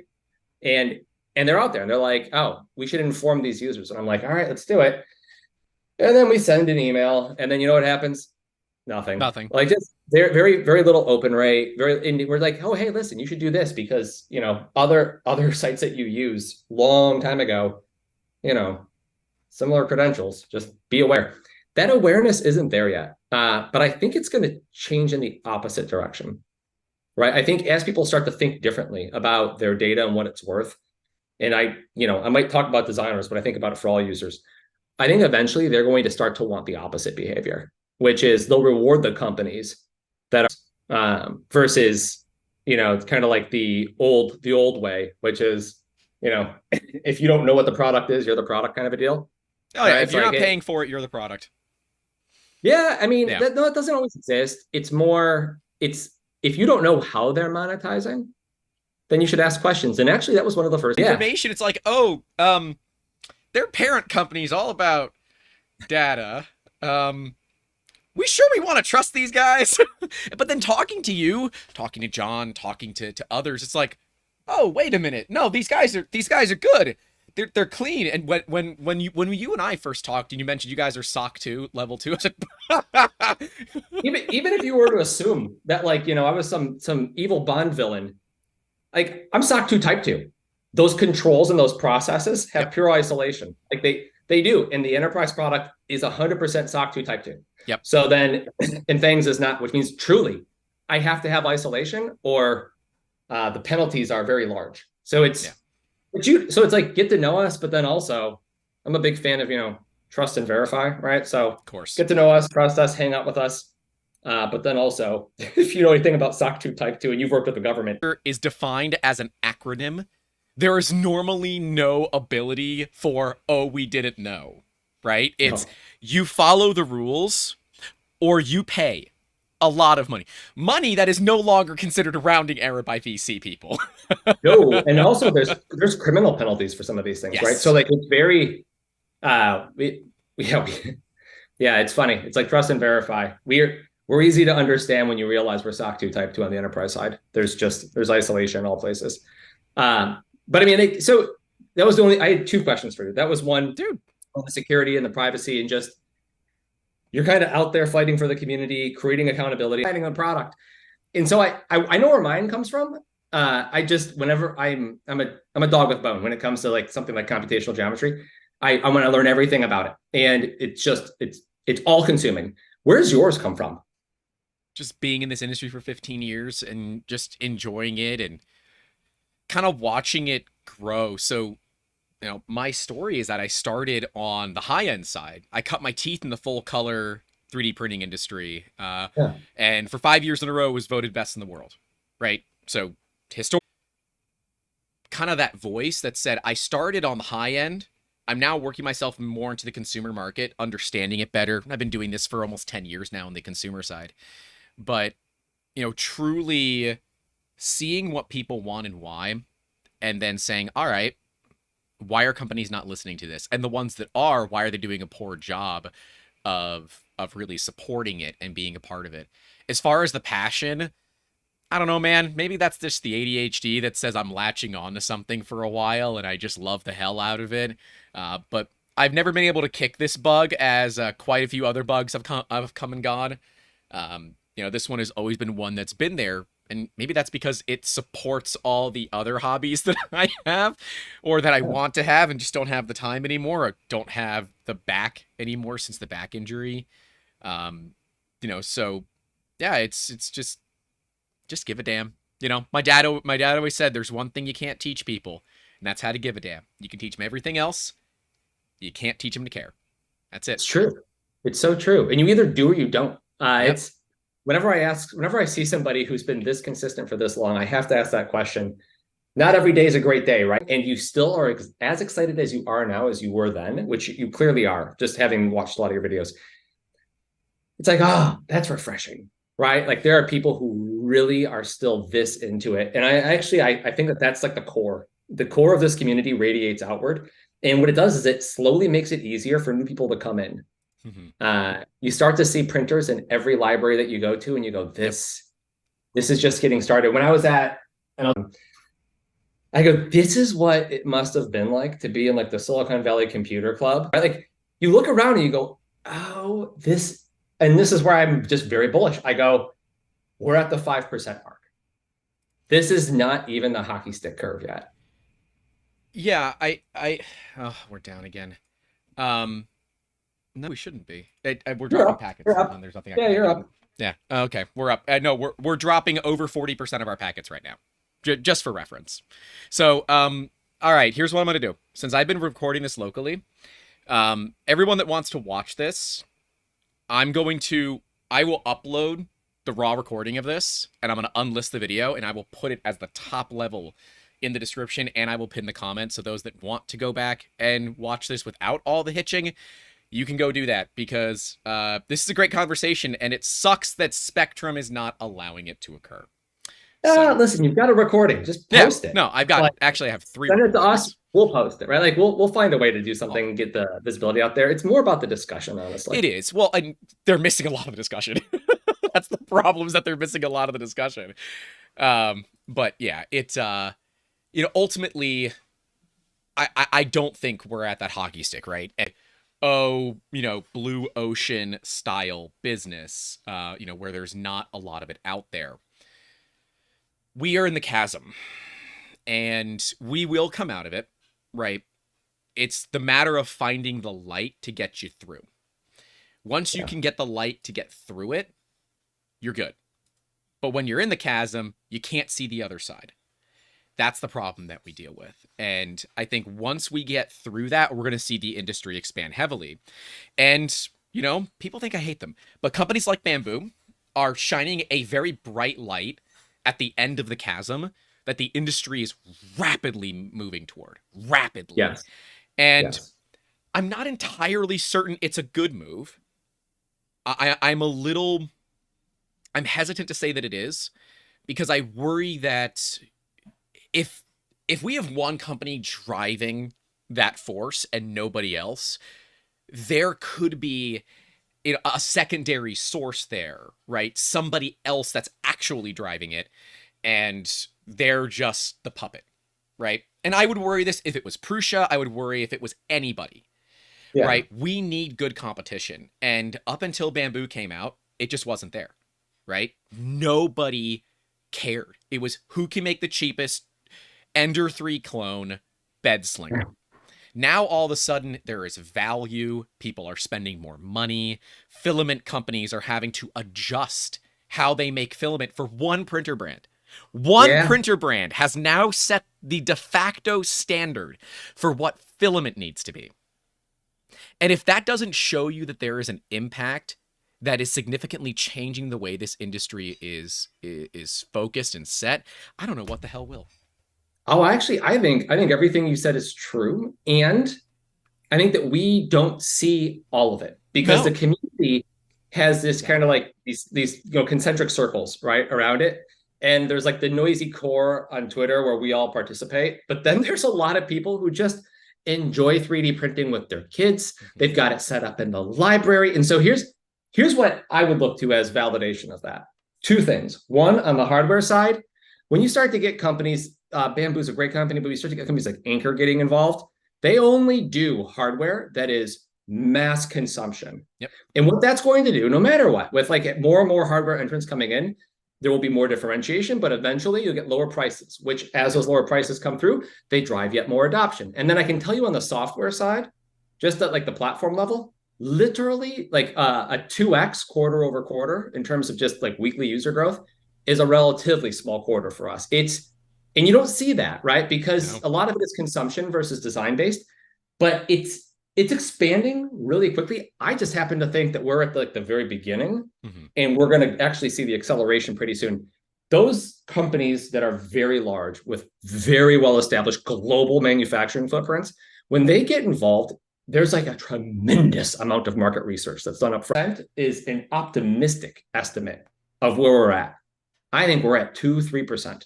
When people start to print their cakes, right? Like it's a birthday, you want to put a likeness, a scan of somebody at the top of their cake. When they start to do that, and that's coming. It's not just Elliot, there's others. We do it all the time.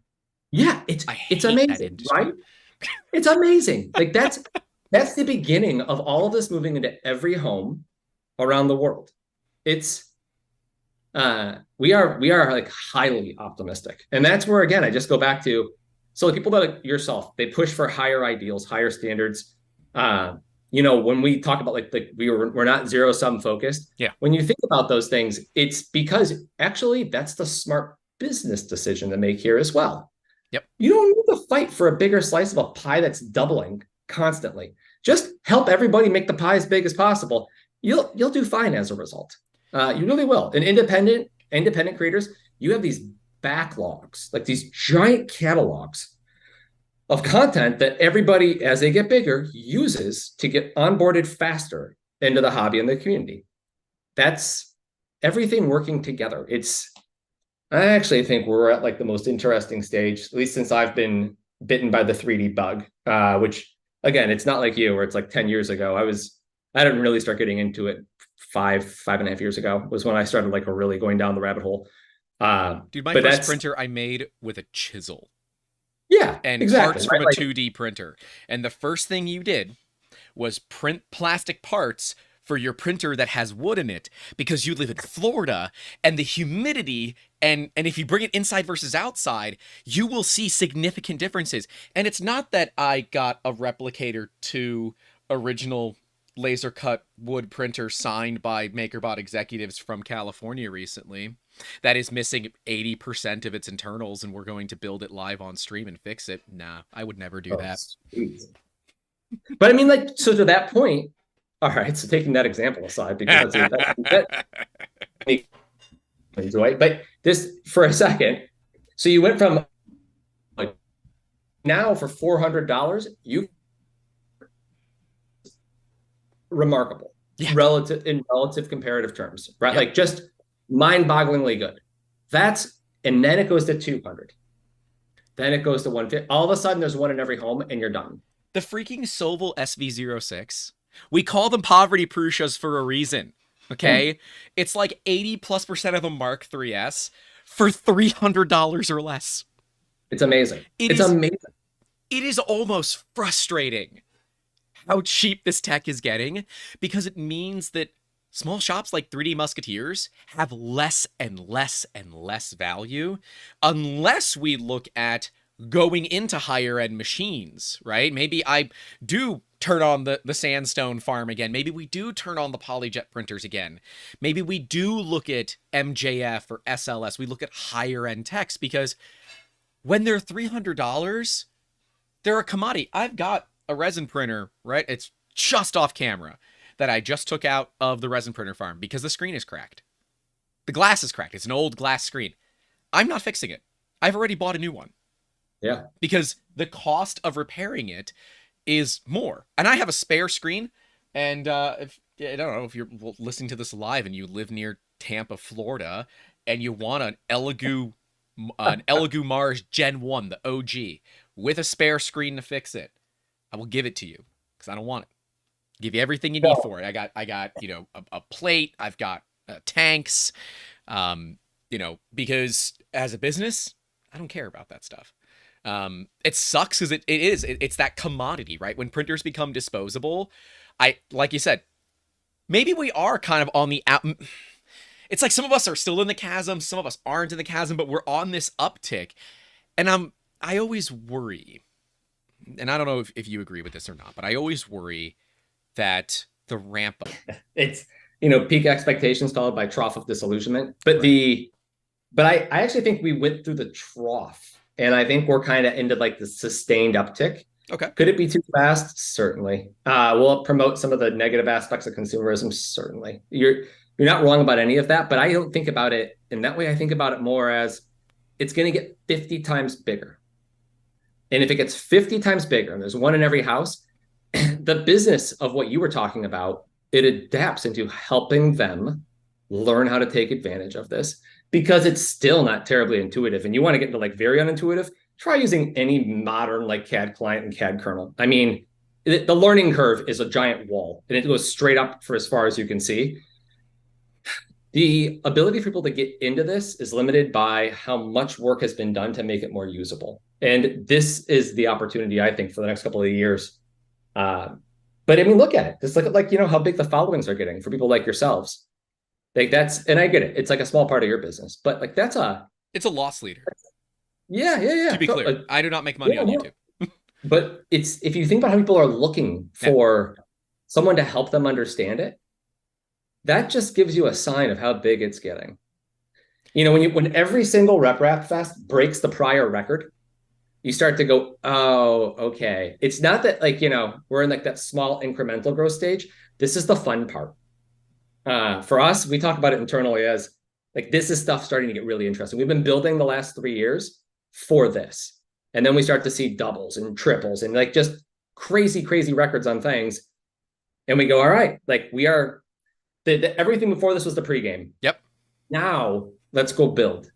And that's, I don't know. I find that, to me at least, that's the excitement of it all. And we're a small part. Like we're just a little software platform. Well, but I think hardware is going to get super interesting very quickly. I think this is just the beginning. And then, by the way, Soon you'll be living in a world where you can pop on a pair of cheap, not now, we all get it, no, but soon enough, cheap AR, VR, and you get to this blending point between 3D worlds where there's physical, static, rigged, positive volume, consistent normals, and then you've got scans in the middle, which are going to be the glue of everything. And then you go like, all right, do you want the physical experience or do you want more of like a virtual experience, whether it's augmented, mixed, or anything like that? I actually think you're going to see convergence here. I really do. I really do. I agree. And as computers get better and the AR, VR stuff can now start running on more affordable computers, there is a big miss in the software side, right? ZBrush is the one I always talk about. I don't know if Otis is still here, if he is freaking ZBrush wizard. But ZBrush, now not owned by Pixelogic, not owned by Maxon. Now they went to a SaaS model, and I'm not going to get into why I hate that. I hate SaaS models, but I know they're good for business. I still don't like them as a consumer. I get it. But to be fair, yeah. It is such a disconnect for most people. Like, you give me a master sculptor, someone that can do it in clay, and give them ZBrush. They will have no clue what they're doing. Why? Because it's a pen on a screen if you're lucky. And if not, you have a pen down here and you're looking at a screen in front of you. The disconnect is not there. Until I am able to put on a VR headset and sculpt with clay virtually, I don't see the, or CAD design in general, virtually, where I can say, this right there, make that bigger, right? Yes. Where it becomes user-friendly. Because like you said, it is vertical freaking wall. And I think this starts on the repository side. It starts on the user-friendliness side. Because if we start to set standards for what is good and what isn't, we can now start pushing companies to say, all right, look, Thangs is this easy. Look at how simple this is. Look at what they're doing for the end user. If you're going to try to compete, you need to do at least this good, or you need to find a new niche to work in. Yes. And when it's bigger, there's going to be plenty of those opportunities. Yeah. Like if you go to the comments, right? The comments are awesome here because it's like, all right, we talk about the plastic problem, but then also go to a RepRap Fest and talk to the small vendors who are now becoming medium-sized vendors who are doing nothing but recycling on the filament side. And it's kind of a lost process, but it's getting better and better. Also, talk to the new vendors that are coming in and only using recycled inputs to build their filament. Still not perfect, getting better and better. You see the beginning of this curve and even the downsides of what 3D printing is change. Forced indentured circuit. Yeah, I know. We got some crazy names in here. Oh, I know. They're hilarious. You can't say them out loud. Metal printing is starting to get cheaper. Absolutely. I was at the DeMeyere facilities at University of, what was it? It was University of Wichita, I think, something like that. And it was a while ago. It was like 2 months ago. Where metal printing is getting obscene. I mean, completely obscene. They had 3D printed metal, some fun Thangs models, but it was just to show us, but it was something they were teaching in a trade school. You go, wait, metal printing has made it to trade school now? That's awesome. All right, so that's a change, right? There was trade school that was CNC based. It's now changing into this. It's all moving so quickly. Practical printing says, moving from an enthusiast hobby to consumer electronics, that's exactly right. Yeah. Right, and I would say practical printing, you've nailed it right on the head. We like Krusty, he's a good guy. Well, when you get Anchor involved, yeah, your consumer electronics, it's not a closet hobby anymore. Right. You're about, and they're pretty smart about picking their categories. Odds are it's going to become a broadly used consumer appliance. And it's almost hard to take a step back and go, so what is the example that we could say it's not happening? And will it happen too quickly? Potentially. But the community still has relatively high standards. They do. They've got some benchmarks, and then they're pretty good about accountability. And so if the community kind of like continues to do that, and we're very healthy, meaning people don't snipe and go zero sum, then ultimately, actually, it's just going to get really fun. There'll be more to do with it. Right to repair was something that somebody else mentioned earlier, and it's like that's the beginning. That's the beginning of where this goes. You can find big brands, and we talked to them, right? Like you can find these big brands, and they fall into two buckets. And it's really fun to see. Some of them say, I don't ever want to see anything that has anything related to like, imagine their car companies, hypothetically. And one of them says, I don't want anything that could be used to modify any of our cars ever. And you go, all right, I mean, if it's your content, it's your content. And then you have another car company that goes the opposite direction. And they go, you know what? We're actually going to dump a bunch of our 3D files out there so people can 3D print them and then upgrade and hack their cars on their own. And you go, one gets it, one hopefully will eventually. And that was about a year ago, but you're seeing this across different industries, and it isn't going to be right to repair. No. When this is an appliance, it's going to be the way that you do business, right? Like, and you might license it or whatever they're going to do right now. They're just giving them away, or they're like trying to lock them down. I'm seeing a lot more of the good from my vantage point when it comes to looking across all the platforms, but then also talking to some of these big brands. I'm seeing a lot more of the good. Let's, given our audience, and it's pretty easy to understand some of this community, at least because we're them ourselves. Let's look at like a very famous company. They own Star Wars. Let's just imagine there's lots of mouse ears involved. Whoa, hey, we don't talk about that in Florida, all right? I forgot about that. All right, taking the controversy aside for a second. No. I'm saying they sue everybody. Oh, they just sue everybody. Actually, hold on. Listen to this. So look at the Star Wars fan fiction. The Star Wars fan fiction is a really, really interesting mini case study. They let it thrive. Yeah, they didn't care. Let the logo go, the trademark, like they just kind of like let it go. And there have been cases where they've gone after it, but very rarely. Why? They have a public position on this. They think it actually drives more interest. Yeah. More narrative arc. They can reuse it. If you're a car company now, switching back to that concept, and people are going, this is the best way to hack whatever, that like, heat and AC vent. They're going to look at that and they're going to borrow it back as well, right? It's like this give and take. Yep. That seems to be the way going forward that this all plays out. And if that's the case, I actually think it's really positive. It's like, we're going to get better and better with filament and the environment and sustainability. It's getting better every year. And as that gets better, I just think the opportunities are almost endless here. I really do. And I've got some theories for the environmental sustainability because, you know what? Look, it is additive, right? So The waste produced by it is considerably less. But unlike subtractive manufacturing, there is not a supply chain in place to deal with the scrap, right? So if you run a machine shop, you actually can sell the chips, right, of metal. Now, You have different pricing versus if it's, all one type of material versus a mix. But here in the 3D printing industry, we don't have that yet. And in fact, there's only one local recycling center near me that will even accept 3D printed parts. And then I must certify that they are all a certain type of plastic. And then I don't know what the heck happens to it. But that is the huge problem, right? The fact that we've finally moved to cardboard spools. Most companies are moved to it. And the ones that don't really should. Because that's a huge problem, right? And yeah, we throw away a lot of support material. I think that's the beginning. I really do. Yeah. I've talked to a couple different now mid-sized manufacturers of filament. And what they do is the exact thing that you're describing. But if you're talking about like your chip manufacturing use case and there's throwaway scrap metal, here's what they do. They find companies that work with the raw ingredients they need to create filament. And they go, what do you throw away? I'm going to buy it. They pay them pennies on the pound.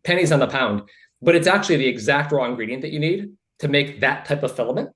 And so they go, I'm actually taking waste out of the system to create what is the input for a more efficient manufacturing process. And now, again, early days, scale it up, think 10 years from now. It's really good. It's very sustainable. If you get the energy efficiency down on the machines a little bit, like things start to really make a ton of sense. Things like distributed manufacturing could start to make a lot of sense. It's actually a positive, right? Yeah. When you don't have to worry about a, container that tried to, do a U-turn in a canal and got stuck, causing a, global supply chain problem. No. Like, buddy, we got 3D printers, right? I think the best example of this, like it or not, was when the human malware hit and the 3D printing industry was called upon to assist first responders. And by and large, everyone said, F it, I'm in. And it was great. It was like, that was the renaissance. To me, that was the renaissance. Human malware was the renaissance of 3D printing because and I always use kind of Prusa as my de facto standard of, all right, how long does this stuff take to manufacture? Okay. Yeah. Prusa went up to like 15 weeks to get a printer because so many people were ordering them to build out farms to give away stuff. I hope they were giving it away. We did. We gave away thousands and thousands. I forget the number. It was a lot. And in fact, we've been reorganizing my shop, and I found my laminated letter from the governor telling us that we are considered a essential business and we can stay open because we applied for it, saying, look, we are providing, hardcore levels of PPE for people. I will make literally anything that anybody needs. We will run 3 shifts of people, 24/7, 365, as long as we need. I don't care. I don't care about the money. My better 3/4 is an ICU nurse, and I'm tired of seeing that bullshit, right? Yeah. I want to stop it. And locally, we did with a bunch of other people. That's how I met all my competitors locally. And we're all good friends, except for one. Yeah. We don't talk about them. They're Bruno. But, we're all good friends. And so we all hang out. And your whole thing about the slices of pie. Yes. We've all collectively agreed that we're just not going to compete with each other, right? We all know who each other's working with, and don't try to poach people, right? Like, there's a big pie. Stop fighting over the same slice. The pie is massive. I think when it comes to like employees, I'm not a huge fan of like don't poach, because I actually like the free market of employees should get paid. I'm fine with that. When it comes to like customers, I get that part. And then the way that like we think about it is the same way that you do. Like I know people at Thingiverse. That's like when you brought them up. I was like, actually, good dudes and gals. Like they're actually trying really hard, but I know what they're trying to get through, and they've got a lot of backlog to work on. All right, cool. Like we're gonna post the Thingiverse, and actually that didn't hurt us at all, right? And like we'll post a cult. It hasn't hurt us, right? Like it probably helps in some way. But it's one of those where it's like, yeah, like if you try to like just grow your, also think about it like this. If you're new, this is something I think about all the time, because there's people really don't understand how many new printers are sold every year. And so you have all these new people that are coming into it for the first time, kids in elementary school using it at school, people at libraries that are interested in asking the librarian for help. I just was at a library where they were doing this. And they're getting into it. They don't want to have a negative environment. They want to have an open, helpful, like more the merrier experience. And if we all do that, I promise you we're all going to win. I really do. It's not about like agreeing, not like we'll compete on different things. It's not about that. It's more about there's so much abundance. Everyone's still so like scarcity focused from how 3D printing was 5 years ago. When you get into a world where literally Anchor is out there making printers, yeah, like someone was saying earlier in the comments, you're moving into consumer. This is just consumer appliance. Yep. And that means, yeah, it is 3%, 4% of the way to where it's going to be. It's going to be nuts. Everyone should just be like ready to have fun. This is going to be crazy. That's what I love about it, man. It is. It's just freaking fun. And there are frustrations. There are things that just upset me well beyond what the reasonable person finds to be understanding. But it's just every day I wake up and I say, what cool stuff are we making today? Are we making stuff for ourselves? Are we making stuff for other people? Am I developing products? Are we building our benchy replacement? Here, I'll put it closer to the camera. This is still an older revision of it, but it's definitely not my cat holding my hat, holding the feather in my logo. No, it's definitely not that, and it's completely support-free printable. So this is and everything on it's measurable, similar to the benchy, and we're gonna call it the Zoomy because you want to print it fast, call it the Zoomy. It's a cat. That's the best way to think about it. It's additive. I've like, well, I mean, not the like bad pun, but it is. It's additive. It's all about growing it, right? It's like the benchy is a little, it's been around for a while, and so new ideas, one for speed, ton of sense. Makes a ton of sense.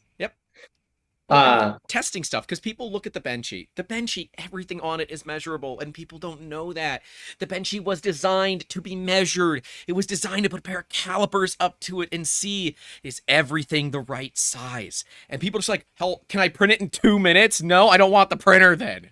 Companies are starting to advertise they can print the boat in X amount of time, and I get that we like speed, but with great speed comes great, not responsibility, but more maintenance.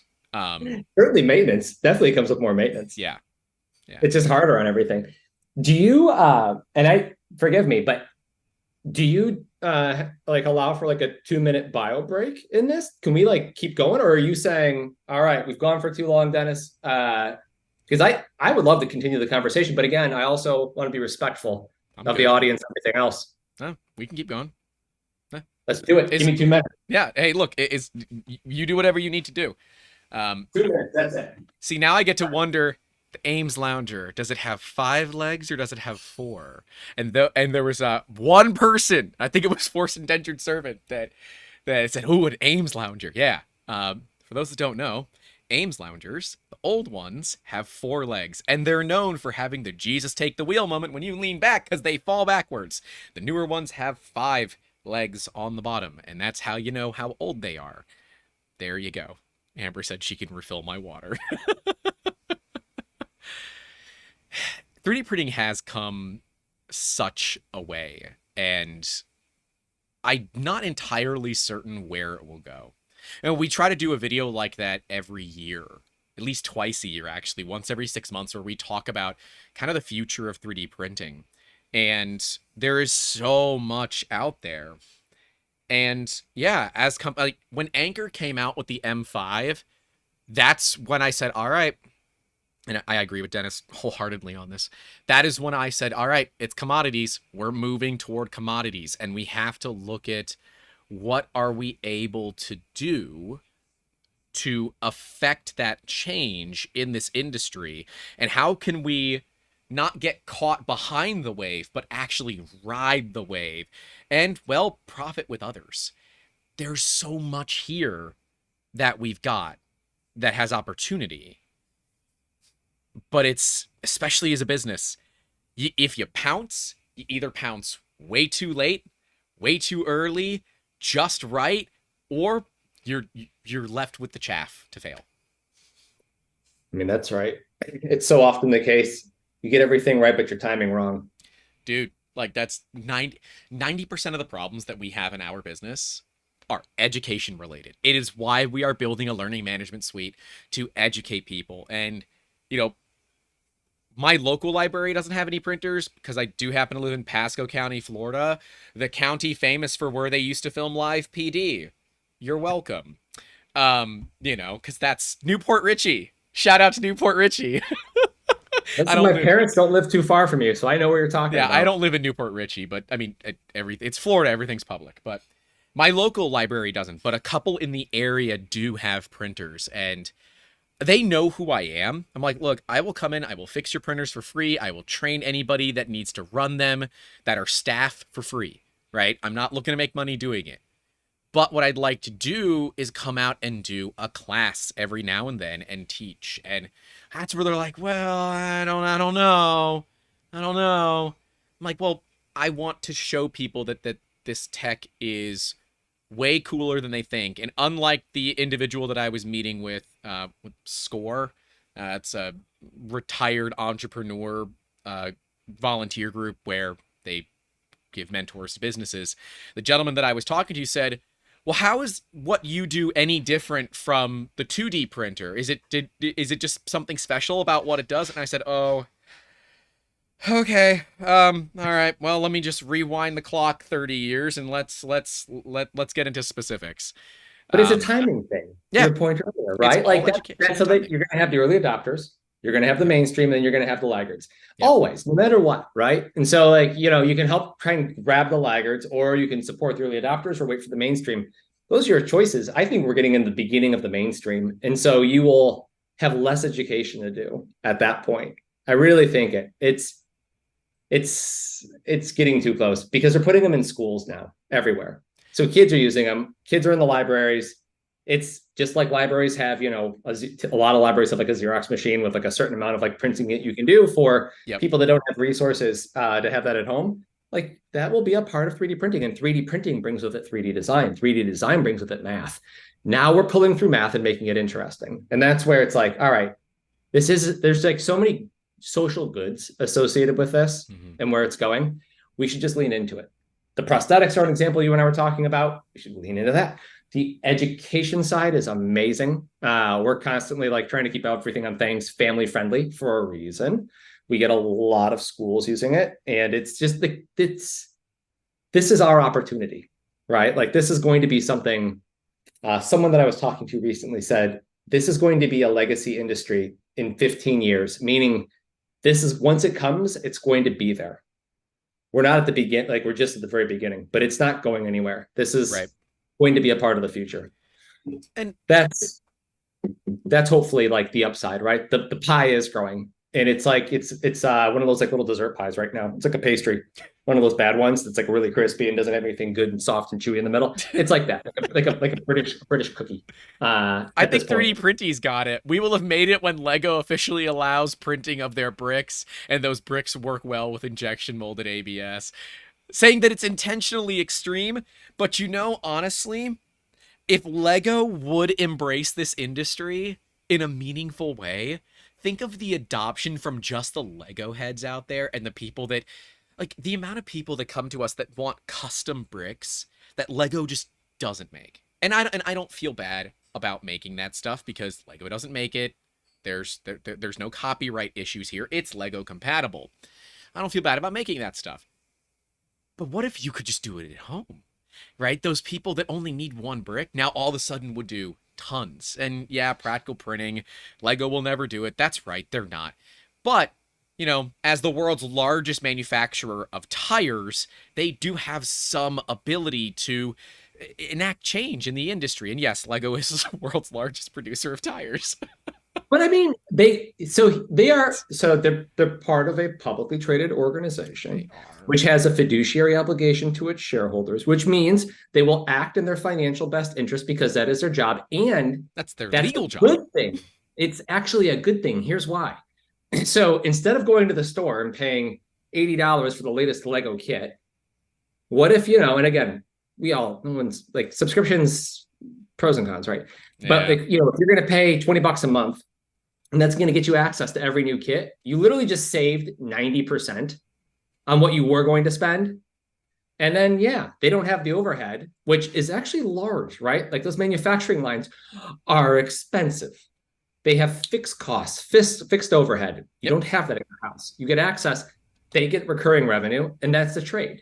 That business model will exist, whether it's now or it's in 10 years, because it'll make financial sense to them. That's how it all changes, right? Like I see the application of this making good financial sense and then also being better for consumers. Right. And that's such a rare thing that when you see it, you just go like, listen, when you understand how someone's incentivized, you can generally look at behavioral economics and go like, I can guess roughly how they might behave. They're publicly traded. You know how they're incentivized. And then that's an opportunity for them that doesn't exist. There's advantage because they get retention, and retention is recurring. That compounds nicely. Things could work, right? Like I see in each of these examples, I see the opportunity of it because overall I get my data set is so unique at Thangs. We've gotten so large that I can see like where the search patterns are. I can see like what people are like interested in doing. And then you can start to see enough volume that big companies will start to care.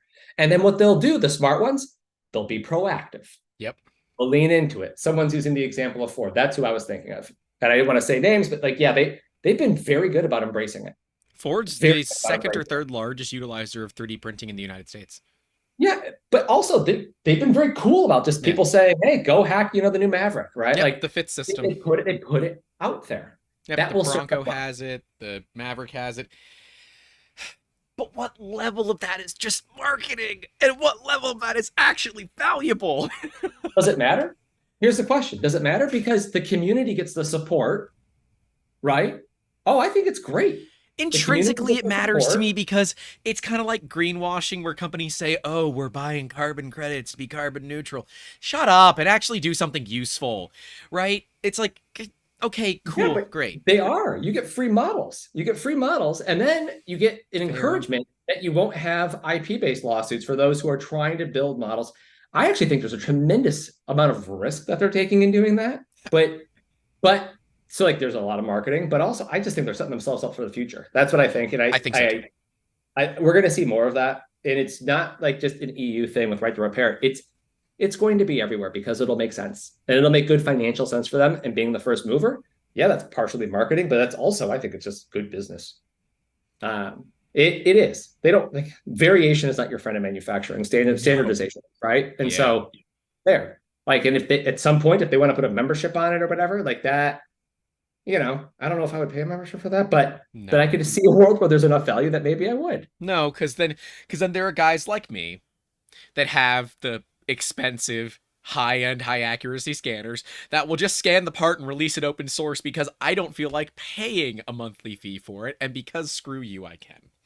That's the other mentality of this industry, right? If you lock something, checks and balances, right? Yeah. And so like you're probably not gonna feel. I'm not going to encourage or discourage any of those actions, but you might not feel the empathy for a large publicly traded company that you would from supporting, say, someone like Chelsea, who you know personally, and Chelsea loves 3D design, and also it's Chelsea was kind of like part of our inspiration a while ago for memberships because she's like, I'm just now getting to the point where I can make this my full-time job, and God, do I love it. And you go, if everybody who really like could be great at this, and Chelsea's very good, but could be like that good, if they had some mechanism of support, and they're not like, no one's getting rich off of that, right? Like they just want to do it as a full-time job. And then if that exists, I think you'll treat someone like Chelsea or like Print Bunny or Sparky or any of them, I think that you'll see them differently than you would afford in that case. I really do. And so far what we're seeing is people are like genuinely stepping up. And again, it's doubling every month. Now we got to sell $1 bazillion of it for you. You can see how much we make off of it, which is very, very little. But it's a volume play. I actually believe that like it'll get very, very large, and then like the relatively small cut makes good business sense for us. But for them, I'm seeing designers that are making thousands of dollars a month, and I go, that's not bad. That's not bad business, right? Like you can live off of that depending on where you live and what your cost of living are, and that's the flywheel. It just all spins a little bit faster. Right. It's like every time, a designer gets a membership, a bell rings kind of a thing, just like, oh, okay, sweet.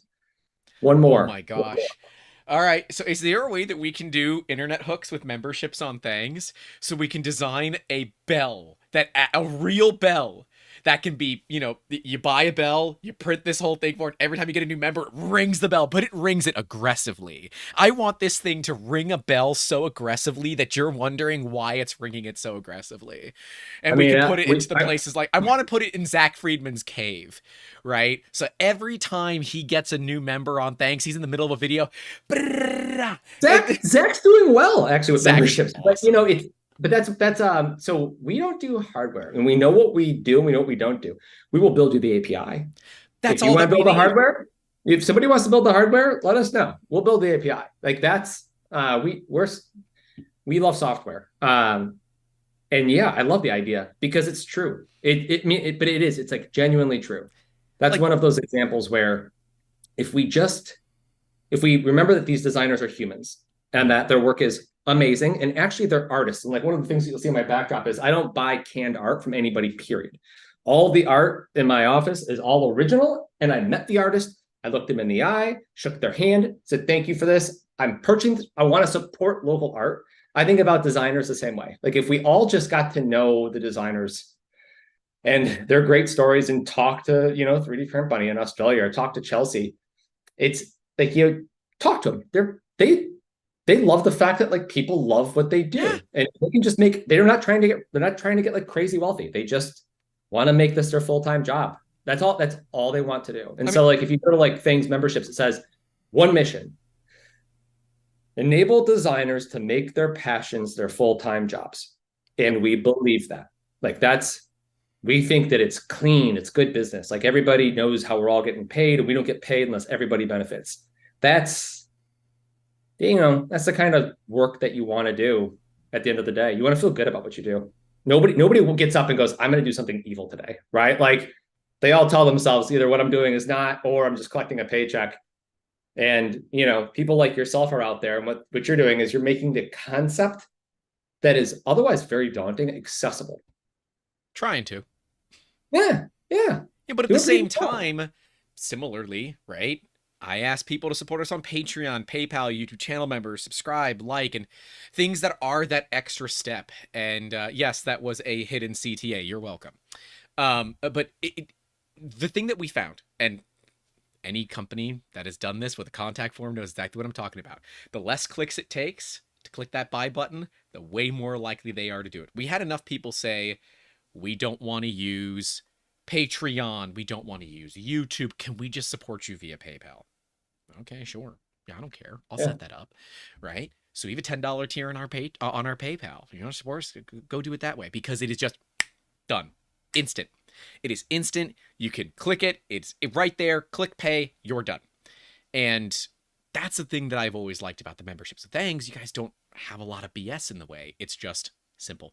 And that simplicity means it catches on faster. I was going to say, put a membership out there. It just adds to the top of your funnel. Like Zach's out there, and Mars Gizmo just joined and now has membership. And some of these have, some of them have, it's true, some of them have content, but some of them people just go, this is a lower cost plan. I just want to support them. Like just support. It's just support. Yeah. And we have like a lower fee structure than Patreon or whatever. And so like they go, I'll put it up there. But it's additive, right? The thing about Thangs versus a Patreon, which again, I think they have a great product, is every person that comes to Thangs is a 3D lover. They either design or they consume, but they love 3D. And so the discovery mechanism is different. Yeah. And it's just one of many things. We love the model. We love the purity of it as a business model. It's like, we only make money if somebody in the 3D community is doing well, period. And I like that too, because it keeps you guys honest. And, like when I first looked at Thangs before I had met any of you, I'm like, it doesn't feel, it just, when you do your due diligence, it doesn't feel right. And then you learn it, and you're like, oh, actually, this is way more right than most of the other ones. Because there is the honesty up front, and that matters. As someone who deliberately reads end user license agreements, and that you and I last talked, we were talking about the Anchor, TOS, and it's like, that's the kind of stuff that upsets the hell out of me, because it's deliberate obfuscation in an attempt to get something nefarious passed. And while it is oftentimes just boilerplate, and Anchor did update it. I don't know if you saw the video that we did. They did update it. It's not much better, but they did actually update from the email, so I'll take it. I was gonna say, take that as a win. You made a huge difference there. It's not much better. It defines it a little bit better, but it's still kind of vague. However, it shows that, all right, yeah, okay, you call them out, they'll actually do something about it.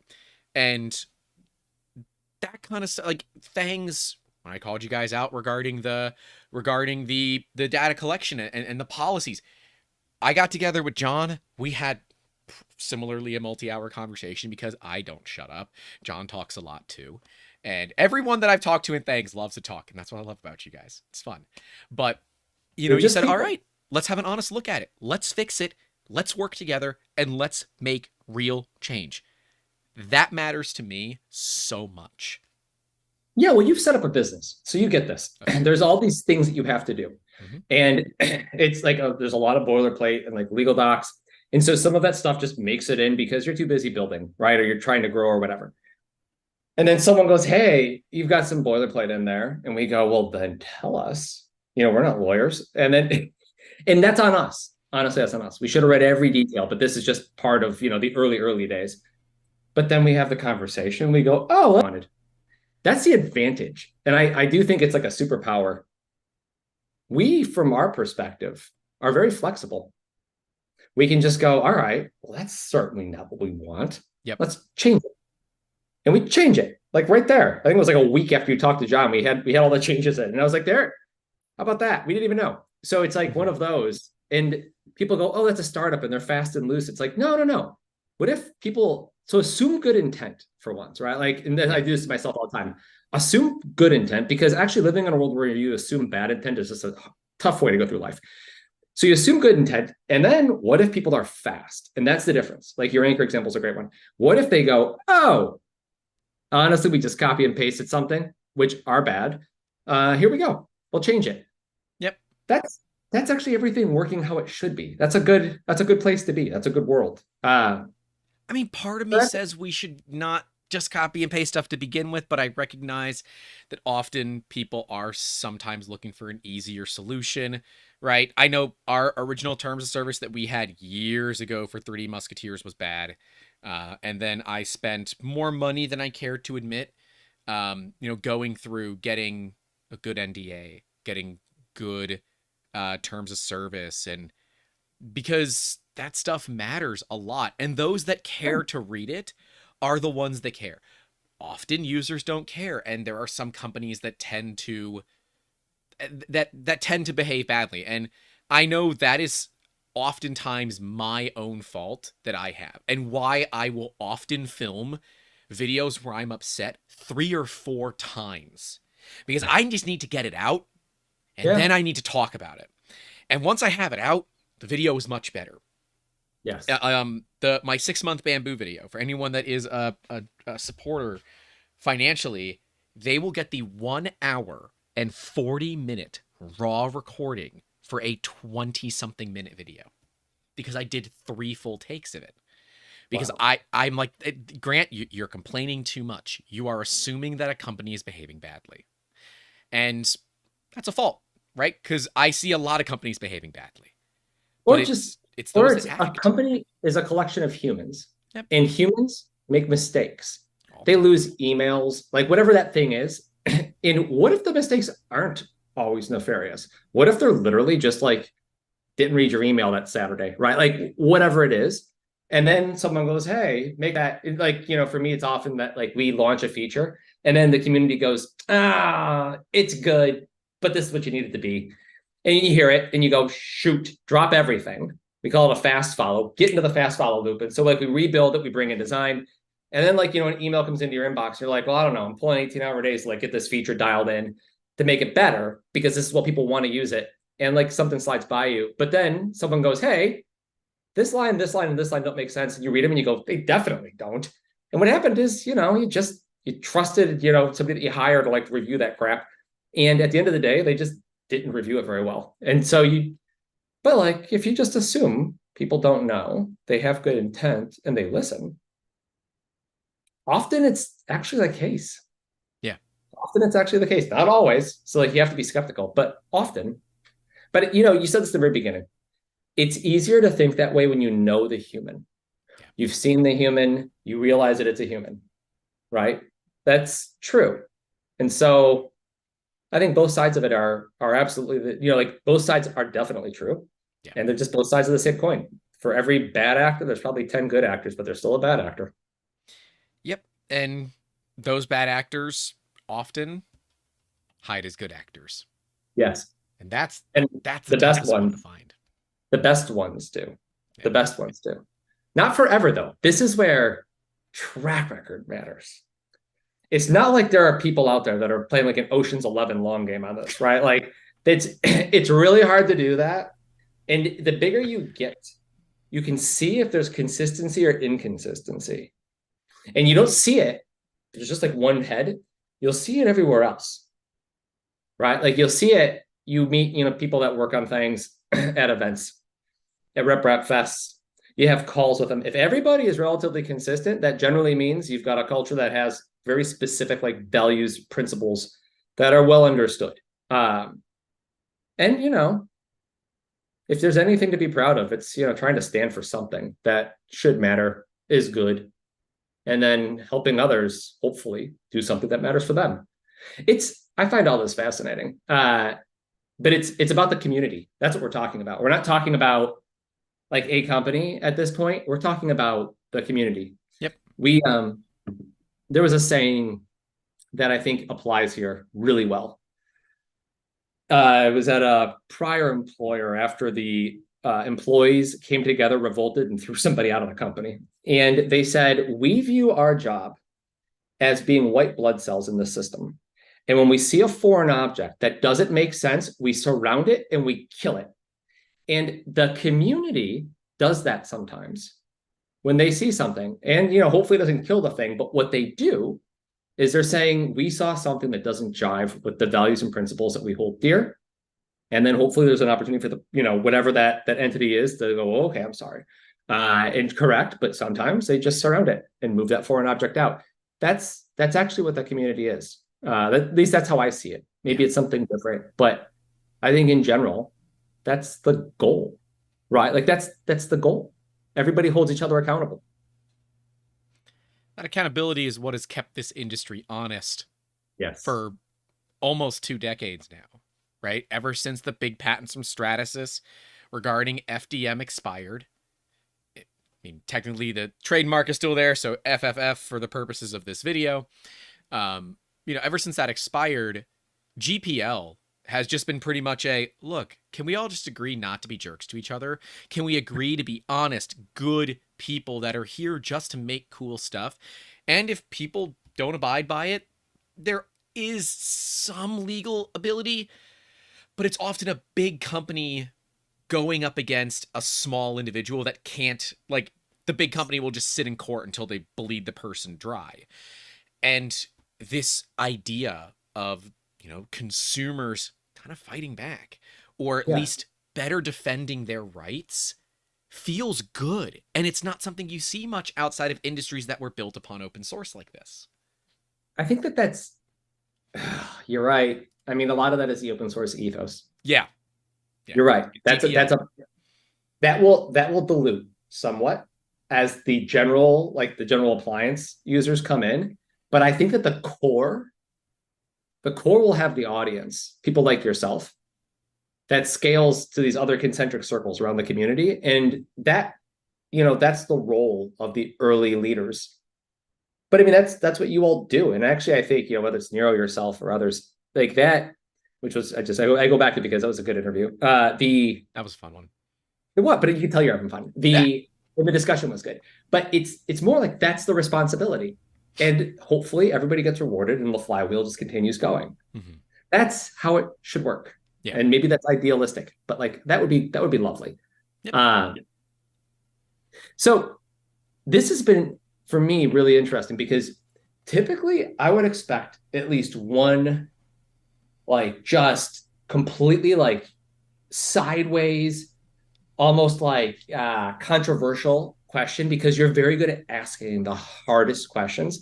And what was interesting about it was the community that's here, like the small group that's like watching, they ended up. So this is where I think that it's like relates back to like the. That's why I like doing it live. They ended up asking the questions that were really hard, and I'm like, I love it. Like that's a fresh. That's like it's a fresh take on how to do something like this. It's like having an interview with a live studio audience. They're just all around the world. Yeah, basically. And it's a town hall. It's a town hall. It's a town hall, right? And I just call it a podcast. Yeah, but I like the format better because it is town hall. And what I would do is, we're at 2.5 hours before we like start to shut it down. I'd love to just ask those that are here if they have any other questions or anything else that they want to talk about. Hit us in the live chat because we will, work through whatever the questions are. Well, funny to me is that I asked a lot of my hard questions to you privately to see, because, when you and I first talked, I said, all right, I know what Thangs' problem is. There's nobody, right? It is a company. It is just a company that exists. We don't know anybody that works there. We don't have the face where a lot of other companies have the face. Yeah. Right. None of that is known. Well, I mean, of course, you could do the research, but it's not known to the general public. And I said, all right, let me meet. Let me talk. And let me ask some questions that I would feel uncomfortable answering. And you were just like, yeah, no, we're SOC 2. So if we do actually share it, I'm in trouble. And I'm in a lot of trouble. And I'm like, okay, well, that's about as honest as I can expect. And outside of having a penetration tester go in and actually validate your SOC 2 level 2 security, I'm going to have to call it good and say, you know what? If you answer that, which is out of anybody that I hear that has an issue with Thangs, it's like they're collecting the data. Where's the money come from? What are they doing with it? It's always like they're the evil corporation because they have funding and they have the data. And okay, what are they doing with it? Right? Well, also, you answered all that perfectly. We're the smallest in terms of the size. Mm-hmm. Like you could put all of our employees in this room. We're a small company, and then collecting all this data out of all of the 3D platforms everybody here uses, we're the only ones that haven't announced a generative AI project. Just So if that's the standard, guess what? You got to stop using everything else because we're the ones that haven't done it and they have. So we're not doing that. We've specifically publicly stated it as well. And we've also launched at our own expense free tools that are assistive versus generative. That's where I just go, I can't say how grateful we are for the opportunity just to get out there and go, actually, yeah, like here's the actual answers. Right. Like, and by the way, up to the pen test is required. If you know anything about GDPR, not GDPR, PCI DSS, or which is what Thangs has, or SOC 2 Type 2, which is what the enterprise product has. Both of those require pen tests, like on the record, right? Like third-party audit approved. So, like, yeah, also, we're very, very aggressive with authentication, for example. Someone asked a question here, Texi Tech, hardware to integration. Great question. Supported via the SSO types that we have, which are also both they're hardware, so like YubiKey, but also adaptive, and that would be like Google, Apple SSO. We support basically every SSO provider, and then outside of that, we are just moving to OTPs right now for a Thangs account. Thangs accounts, people SSO everything, so Thangs accounts are about 1.5% of all logged registered accounts. Even those, for only 1.5% of users, we move to OTPs and we'll keep investing more and more. So the answer is we'll get there. We're just rolling out. You'll be getting an email if you haven't already in the next couple of days saying, hey, we're switching to OTP on that. We're not going to be obnoxious about it, but we need everyone to be 2FA at a minimum. It's you've seen other platforms be breached. We don't want to be on that list. And so we were always going to be a smidge more aggressive than others. We like being out a little bit in front of it. Practical printing, not just geometry, but is things working on anything to prevent people from uploading questionable private IP. Q4 trials. I mean, here's the way that it works, practical printing. Actually, there is. So if you're the designer and you upload your models to Thangs, little known fact, you can go to Creator Analytics, scroll all the way to the bottom, and there's a table of all of your models. And there's a column in that table that will show you if others are taking your content and doing things with it that you don't want.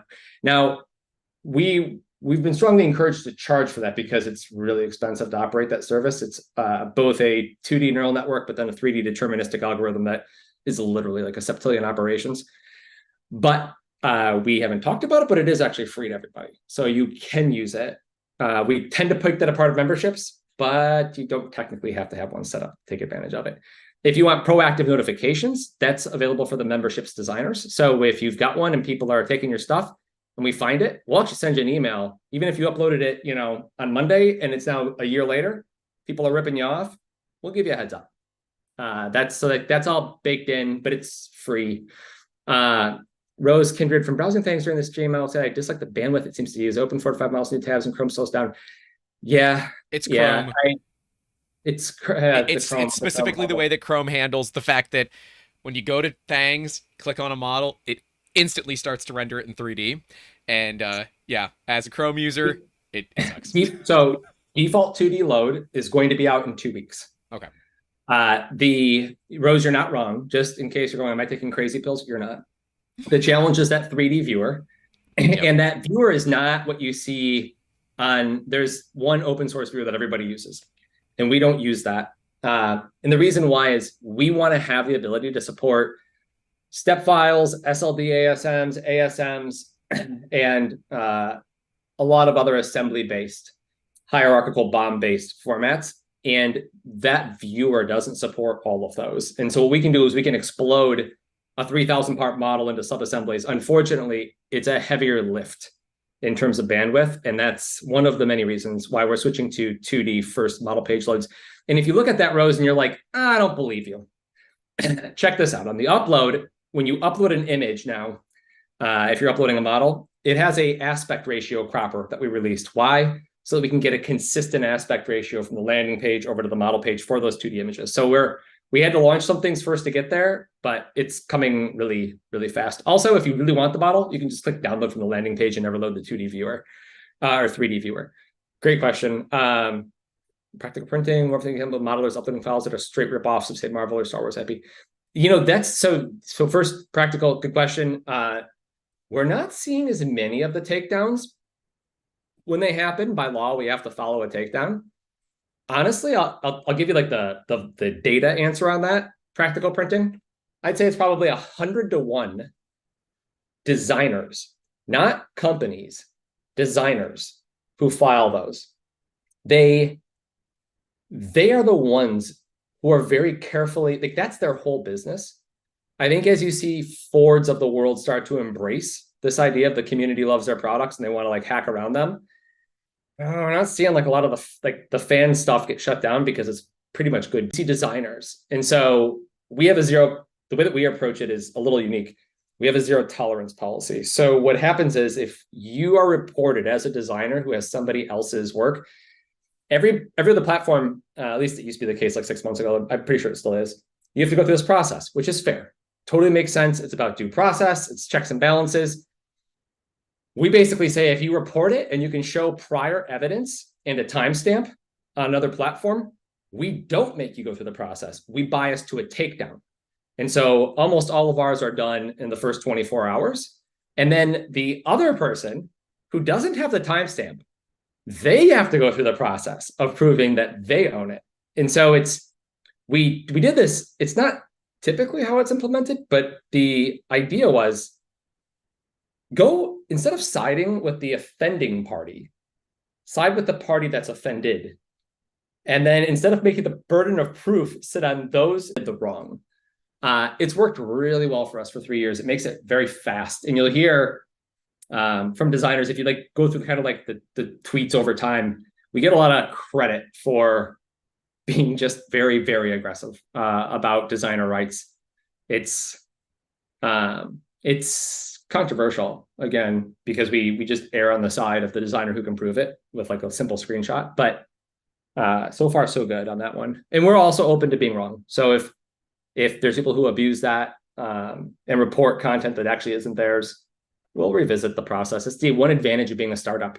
We can be very, we can be very, sorry, I said this. We can be very flexible. We have a lot of humility. We're just like, if we get something wrong, tell us, we'll fix it. But so far on that one, we've gotten nothing but positive feedback. Great question. Okay. So I have practical printing. He's messaging me directly because he can send me photos directly. He can't send them into the chat.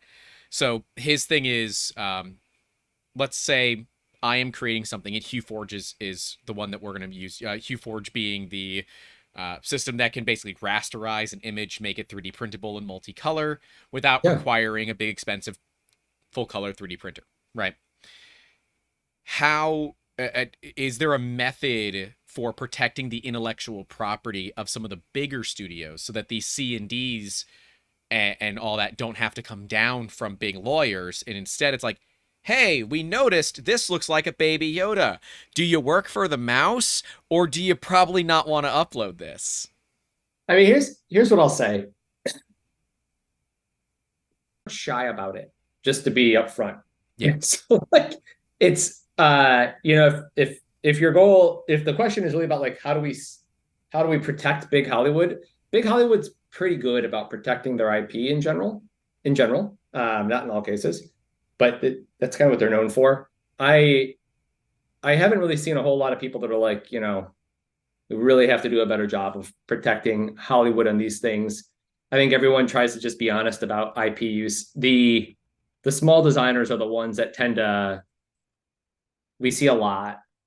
I can tell you, like the last time we ran the report, which kind of like is a batch thing that goes out to designers, if they have premium memberships, we had like 650. We found like 650 examples of their work that was being used on other places around the internet without their we don't know if it was without their permission, but we assume it was without their permission because otherwise it wouldn't have been out there. And so like I think we tend to see more volume on individuals. When the big IP owners let you know if you're a startup, they want you to make a change. They know what the legal mechanism is, and we're not slow to use it. It's the little guys and gals who generally, like, they're just people. This is their hobby. They don't have time to go hunting, and so like that's the one where and often I focus on them. Users probably don't even know they're doing something wrong, right? We've actually had and an actual attorney on. What is still one of my favorite episodes to this day is our interview with Seth Polanski, where we talked all about intellectual property, but right toward the end we got into fan art, and he basically said, yeah, no, it's illegal, don't do it, straight up. Like, you don't own the copyrights to it, you don't own the trademarks to it, don't do it. Now, that's legal advice, or non-legal advice. If you want I'm definitely not an attorney, they probably don't give a damn. But don't go showing it off up and down the street, right? If you want to make something for yourself, that's one thing. If you want to make it sell, then you start getting into problems. Always follow the law. But what I've tended to see is that there's a pattern around people monetize, right? Like that's they should participate. They're the designer, right? Like do right. But yeah, I generally tend to find that like the big three studios do a very good job of protecting their IP when they want to. I do worry though about individual designers. I think that they really have a hard time, and it's getting a lot worse for them. That's a problem that the community has to wrap its head around. Well, I think we have to kind of set a precedent and kind of understand what that looks like. I mean, the same way that we need to set a precedent for penalties surrounding open source violations, where companies will just blatantly take open source projects, use it in closed source, and then give the middle finger. I think this is the same way that we have to look at, all right, where do we draw the line for fan art? Where do we draw the line for commercial use? Is it a percentage? Legally, it's if you make a singular fraction of a penny, that is now a commercial use. But is there some flexibility that we can allow to say, all right, look, if they put it up on their website to show the work they can do, they're technically advertising for their website. But if they don't sell... No, but it's changing. And so the laws have to keep up. And, what we're seeing right now with the super AI boom is like these laws are either going to be enforced, and it's going to be such an aggressive set of penalties that everyone's going to start doing, they're going to start following the laws, or they're going to have to change the laws, because a lot of things that are happening right now, they're not, that are out there. I saw the Point 3D Pine Labs on that one. Yeah, that's why we look at it as that guy's a bad actor, not 3D Pine Labs, the person they're referencing. Yeah. And I don't know them personally, and I kind of like adjacently know what they do, but I think the thing that I always encourage is like support your designers, right? Like if it's too good to be true, and that's not the person who created the content, just ask yourself, how much of that is actually making it back to the original designer. We are actively stopping people from trying to get their hands on that content, and they are out there. They are absolutely out there. And we don't have to have the solution, right? But we have to always say, what can we do to get to a better? It's just pure dumb luck. You might have some data behind it, but a lot of that to me is just, you got lucky and you thought of the right thing and it hit at the right time. There's a lot of honest to goodness talks we have to have. And I don't know, and I've tried to have them, right? I mean, it's not very easy to invite an attorney onto a podcast and say, would you like to come spend 2 hours of your time with me and not bill me a dime for it, and provide lots of non-legal advice, but questions and answers to a community who is probably not going to listen to you anyways. We just found the guy that also happens to be a content creator who streams Magic the Gathering in his off time. So, we found the perfect fit for that. But it's just, it's rough. Support the designers. It's not a lot of money. I know them. I talk to them constantly. They are not trying to go buy a yacht with this money. They literally just want to have a living and pay for their health, literally their health insurance. That's it. None of them are trying to buy mansions and supercars. I'm telling you right now. They are, maybe some of them are. None of the ones that I'm talking to. It wouldn't hurt, but a lot of them are just great. But I'm just saying, they're trying to quit their day jobs.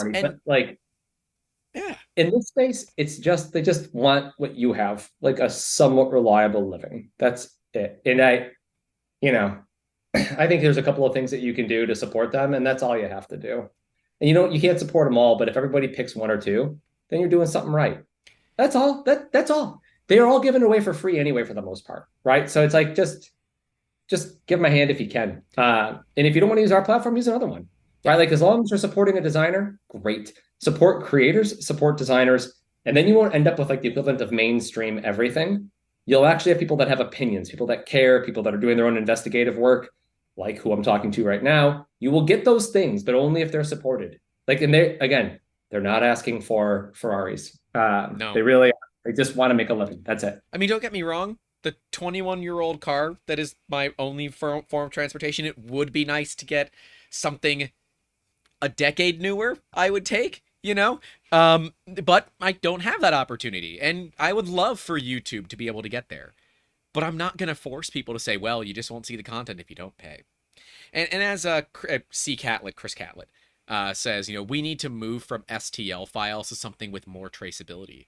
So that instead of having to utilize that those learning models that you guys have, the ability to detect other stuff out there that is similar, we need something that's just functionally traceable. And that's, hate the word, that's where blockchain comes in. That's where this idea of the 3MF file actually has some value.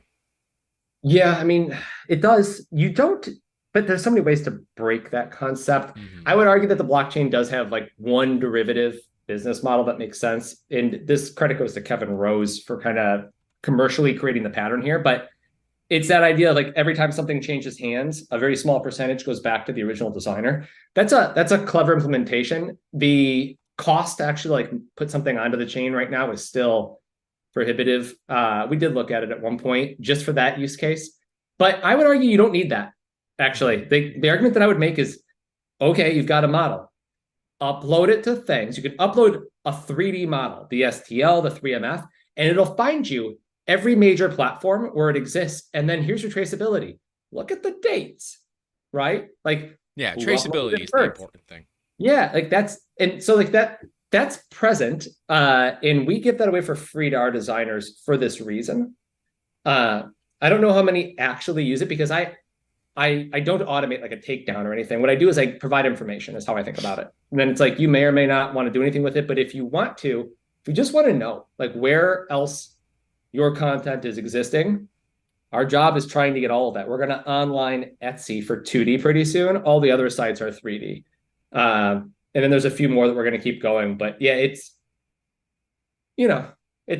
every site. We try to refresh our index weekly, which is expensive as a startup, but we hit everything, we refresh, we will try to get you that information. And it was honestly like, that was the idea behind Thangs initially. I mentioned we started with 3D search. Yeah. And it's like, well, yeah, you could use that for IP protection. You can also use it for a bunch of other things, but like that capability is there. I got to tell you, it's literally a septillion operations depending on the number of facets that you have on the model. So it might take a minute or two, but another way to do it is just upload them and then let the creator analytics tool batch it for you. So it's not a real-time thing because we'll look at everything. And then we batch that a few times a week. But the tools are there, right? Like the tools are there. And yeah, it's the best way to do it is, as CCAT's bringing up, like, yeah, if you could have a combination of DRM or like a quasi version of like IRM that is clientless, it's possible, but it's the Sony example, right? We all remember what happened when they tried to implement that and someone used a black felt tip marker and erased billions of dollars in R&D and content protection very quickly. This community is very open oriented. I think you give them the tools and then you give them the information. And then hopefully you let people just hold each other accountable to doing the right thing. It has been my experience thus far that like it's mostly good actors actually, and people do the right thing. And that's really like that's kind of all you can ask for. If you try to make everybody download anything in terms of a client, all it takes is one bad actor that has a client that doesn't support that same requirement. And there's always someone who's willing to, cut a corner, like one of these companies that seems to be mentioned here. It does happen. So we just build the tools, give them the information, and that has been really, really effective. I can point to some of the designers that we've been talking about saying, oh my gosh, you found people that were taking my stuff and calling it their own. Cool. Job well done. Like that, mission accomplished is how we think about it. That's it, right? Like you just give people information and then they'll go do the right thing. Yeah. Yeah. When I'm looking at model repositories, there's one that you guys index, or you did last I checked, which is a couple of weeks back. No, it was a couple of days ago when I was trying to vote for K2 and I still can't log into my Thanks account. I figure that out another time, but you still index send me a Twitter cloud. And you specifically index the Chinese side of Creality Cloud, which So is... let me ask you a question. Sure. You and I talked about this. We did. Is it better? Let's talk about the use case that we were just talking about. Mm-hmm. Is it better to have visibility in the things that you don't agree with, or to pretend that they're not there? I can tell you in terms of traffic, it's very, very little. It's not even in the top 10 for us. Yeah, no. For clicks. However, so that's without picking a single platform. I gotta make sure I don't get in trouble, right? But if you were to pick a platform that is known for having content that is not their own, wouldn't it be better to have visibility into that and then notify the original owners of said content? You can't notify them if you don't know it's there. And here's the thing about our algorithm. Index it, you don't know. You can't fool it. We have it. Ours is, there's two. There's an ML version, which does the 2D to 3D. But then we do a 3D to 3D, which is deterministic. You can't fool it. You can change the colors. You can change the scene, because it also does part and part versus part. So it's really hard to trick that one. And you can upload 2D images that look totally different. We'll still find it in the geometry. And so that one doesn't have false positives. It's deterministic. It's not accurate. It's precise. And that's a trade-off.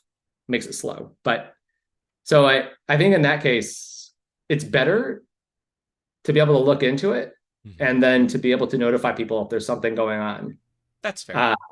Yeah. It's just a trade-off. I mean, trust me, it doesn't cost us anything in terms of traffic. There's very few clicks going there, but it's very much a double-edged sword. Very much. I would rather give designers tools. I think the most precious commodity that this community undervalues is designers. I really do.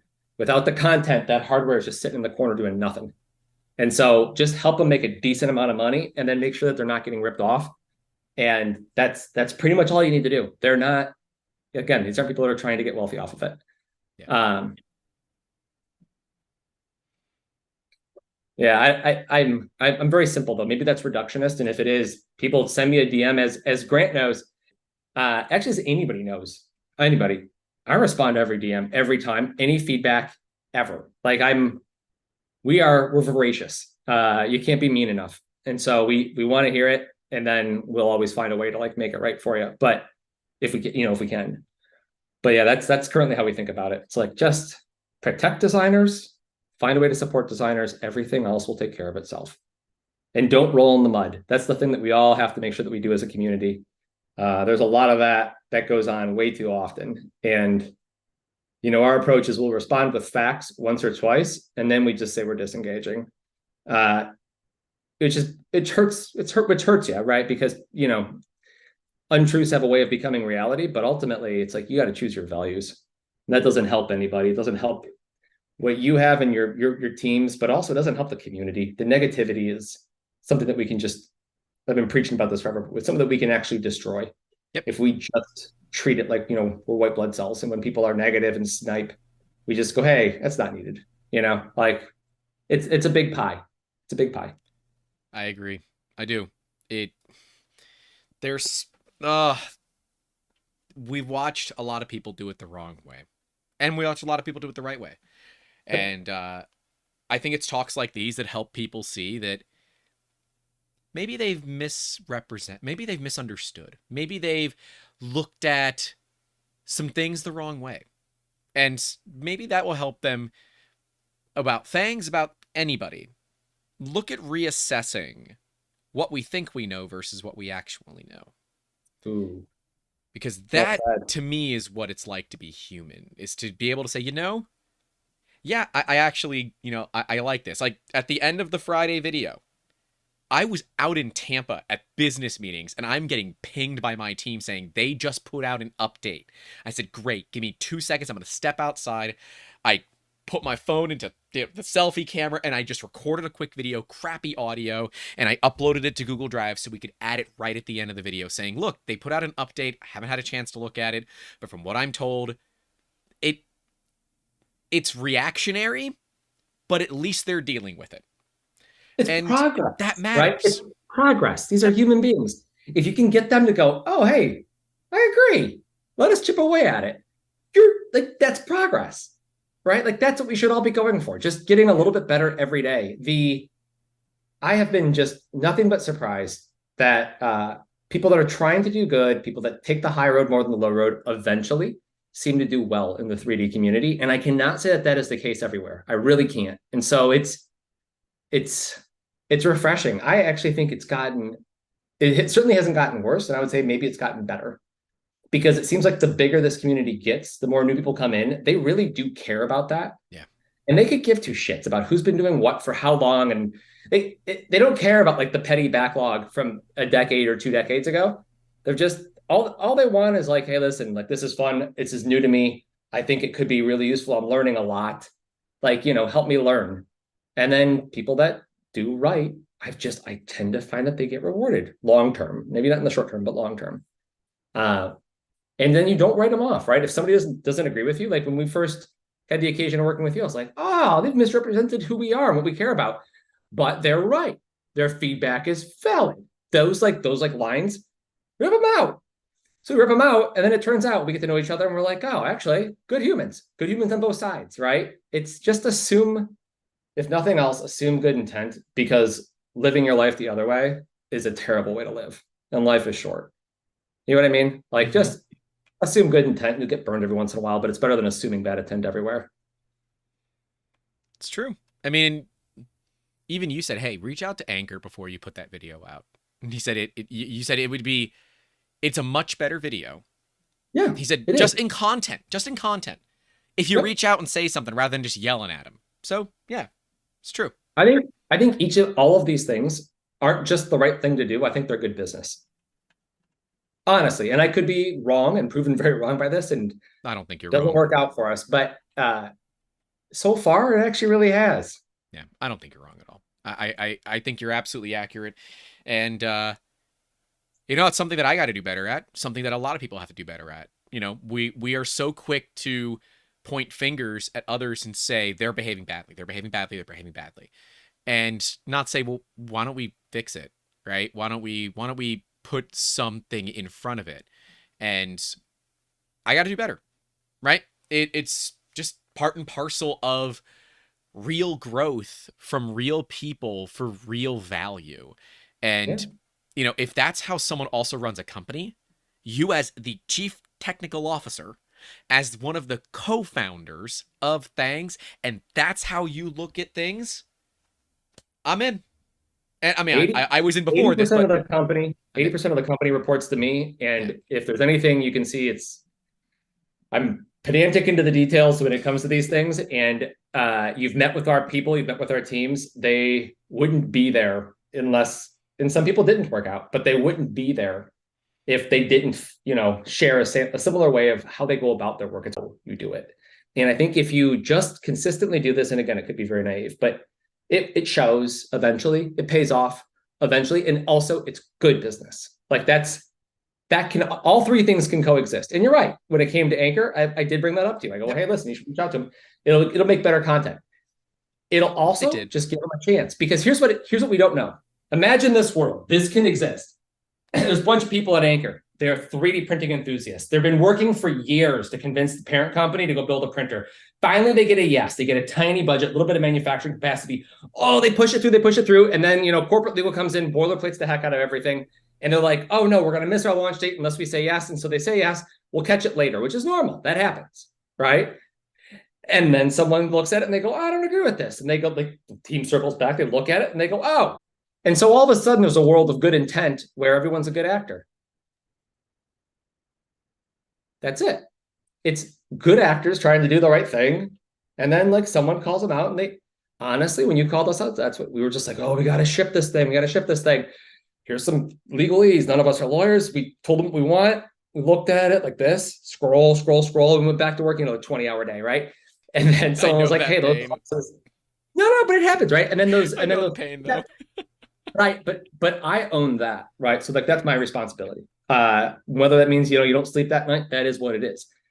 But then you get the feedback and you go, oh, we'll make that right now. And we do. And that's that. And that's, assume good intent, assume that they're just humans trying to do the right thing. I love that about this community. It's become, it bit me a while ago, and now it's become like this addiction where, I think once you're into it and you get to know people, it's unlike anything else I've seen in my career. Open source was like this in the very, very early days, but it lost it. It got too big. There was too much of not always aligned incentive systems. This community, we have an opportunity, I think, to keep it while it gets massive, kind of like it is now. Right. And I really hope if people are watching or listening on the podcast later, and you haven't gone to a RepRap Fest, go to one, go to a couple. If there's some that are nearby, they're all over the place.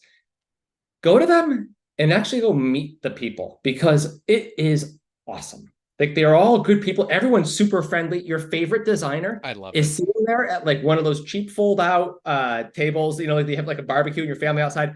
Your favorite designer with all these YouTube subs, they're just there hanging out. And guess what? They actually do want to talk to you. We invited a bunch of them out at the Rocky Mountain one to go bowling of all things. Like a dozen showed up, and and everybody was talking, having a good time. We paid for the beer. It wasn't like anything fancy. I mean, the bowling and the shoes, but it was an amazing night. We have these great photos. They're all just people, just like you. Get to know them. You can get in at the early stage right now. It's get on the ground floor. Get in on the ground floor. It's only up from here. Well, actually, it's true. Actually, a rising tide lifts all ships, right? Yeah. Like, it does. But yeah, you're going to pay your dues in the beginning. But trust me, years later, you know, we really, really exploded at Thangs. But the first 2 years were not necessarily pleasant. And it was just, you got to grind it out. It's true. And that's business in general, man. So, you know, it's just, you gotta, there's some grinding that needs to be done, and that's okay. That's okay. Yeah. You know, and if your business instantly off as soon as you open it, you've either done a lot of things right, you've gotten really lucky, or you are blind. Yeah. There's something that, you know, or your TikTok, right? Like, there's a handful of cases where that just works, but it certainly isn't anything I've seen in 3D. I find that there's a different recipe. It's good values, good people, right? Both of those things really matter. And then time, right? Good values, hire really, really high quality people. And then, lead from the front. Make sure if anybody's working, you're working. No one works alone in our company. I really believe that. It's a good method, you know. And Dennis, I appreciate the hell out of this, because, you know, not only did you agree, you agreed without, there was no prep on this. It's something that we do. We do not prep people, right? I'm not going to tell you what I'm going to ask. And if I can't give you either data or facts, I'll just say I can't. But otherwise, now you know that at least you're interacting with somebody in a genuine way. Mm-hmm. There's no teleprompter. There's no screen. It's a conversation. Right. And, you know, I want everybody to hear, to know, like, you know, we very much value every single user. If you need anything, that conversation, just send me a DM. Like, that's how our dialogue started a long time ago, actually. But then also recently, it's just people. They're your neighbors. And I can tell you one thing, we have like a big no asshole rule, and I enforce it strictly. We try to have really good humans. And yeah, get to know us. You didn't want me just to ask you canned questions. That's not how this works. It's different. It's an interview with a live studio audience, right? Yes. And there are things that I can pick out here and say you've done incredibly well, right? I don't think I've caught any point in time where you use the word I instead of we or us or any of that. You guys look at your team as a team, and it's not one person. And that is so valuable from a business perspective, and it shows, right? A no asshole policy. We have the don't be a dick rule, right? Similar thing. Yeah, same thing. And you think that that's just common knowledge, but it's not. It's not. And, you know, it's that kind of stuff that I think will separate Thangs from the rest of the companies and potentially give you guys a great edge outside of the technology that you're providing. Because if there's one thing that I know, employee retention, make it to work with you and you provide an atmosphere and environment where they're happy, you have built a good business, regardless of anything else. Well, thank you for the compliments. I am the least perfect leader that I can think of, but we do have that team concept. I would go back to, we share a lot of values. in as much as I just you didn't send me any, right? So like we both believe in like, let's just be authentic and transparent, and then let the chips fall where they may. Like that works for us. Yep. If you've got nothing to hide, you've got nothing to hide. That's a good way to go to sleep at night. And then our team, it's small, but I think about the team as it's a them versus me. So that's why you'll hear saying like I and we. This is like a servant thing. It's a better place to work if it's a small team that hustles hard and is paid well. And so we give raises twice a year because it's more, and they're aggressive. But it's a small team, high efficiency. I would rather retain great people and then work a little bit harder, but feel like, boy, are they getting paid for it. Yep. So that's our largest expense as a company. It's not the technical infrastructure. It's actually, we have a handful of engineers, and up until 2 or 3 weeks ago, we didn't have a product manager. We just engineers, data, listen, ship, fast. And so the credit for everything goes to them. And I've never even looked. 5 on the chair, 4 on the stool. Okay. Yep. Okay. You have one of the newer chairs then. We were just curious. We were curious of how old it was. I honestly, for those, I don't have, original Eames Lounger. I bought it used, but it was like never used. We scanned an original one a couple of months back with 4 legs. Did you? And so they had 4 legs because the stool's 4, but you're saying the new ones are all the old ones. When you would lean back even a little bit, you had a Jesus take the wheel moment. Oh, I mean the current ones aren't that. They're not great either. They're beautiful chairs. They are not terribly comfortable. Just to be very blunt. And I'm not huge Herbert Miller, not so like that. I'm actually more interested in like the art, like because that's mid-century cool, but like the art. Like Herbert Miller. Oh, you can see like my anchor now sitting on the floor. It's new office, but I love like the original art from local artists, and that's something that at one point Herbert Miller was with their furniture, but now I'm voracious about like designers and artists and supporting them. It exudes like it's all parts of my life. It literally shows all over to see, kind of the background. Like when we had Mara Hittner from Matter Hackers on, and she has a gold record and a signed guitar in her background. And of course, I'm going to ask about that. There's no way I don't ask. And the story is phenomenal. So, Dennis, again. You learn about humans. Oh, it's so cool. Go ahead. It's so cool. Yeah. It's so great to like put like faces and people behind whatever you're like using. Matter Hackers is a great platform, by the way. But yeah. Sorry, you were rapping. No, you're good. Let me just say thank you again, because and I do speak on behalf of everybody at Thangs. We do need to like get out there and talk a bit more. We tend to just, we're engineers. So like we put our heads down, we listen, and we just try to execute, and we think that the execution's enough. Yep.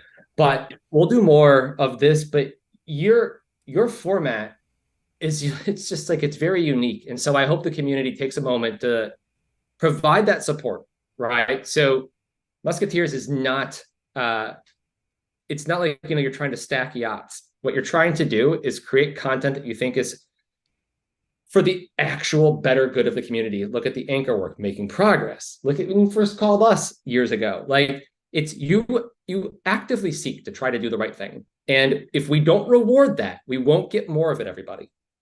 So take a moment to support it in some way, because like we get what we deserve at the end of the day. So we think about that about our platform. And I think about that for every creator and designer and artist. Go buy some local art if you want there to be creative still running around in this world. And the world without that is not very interesting.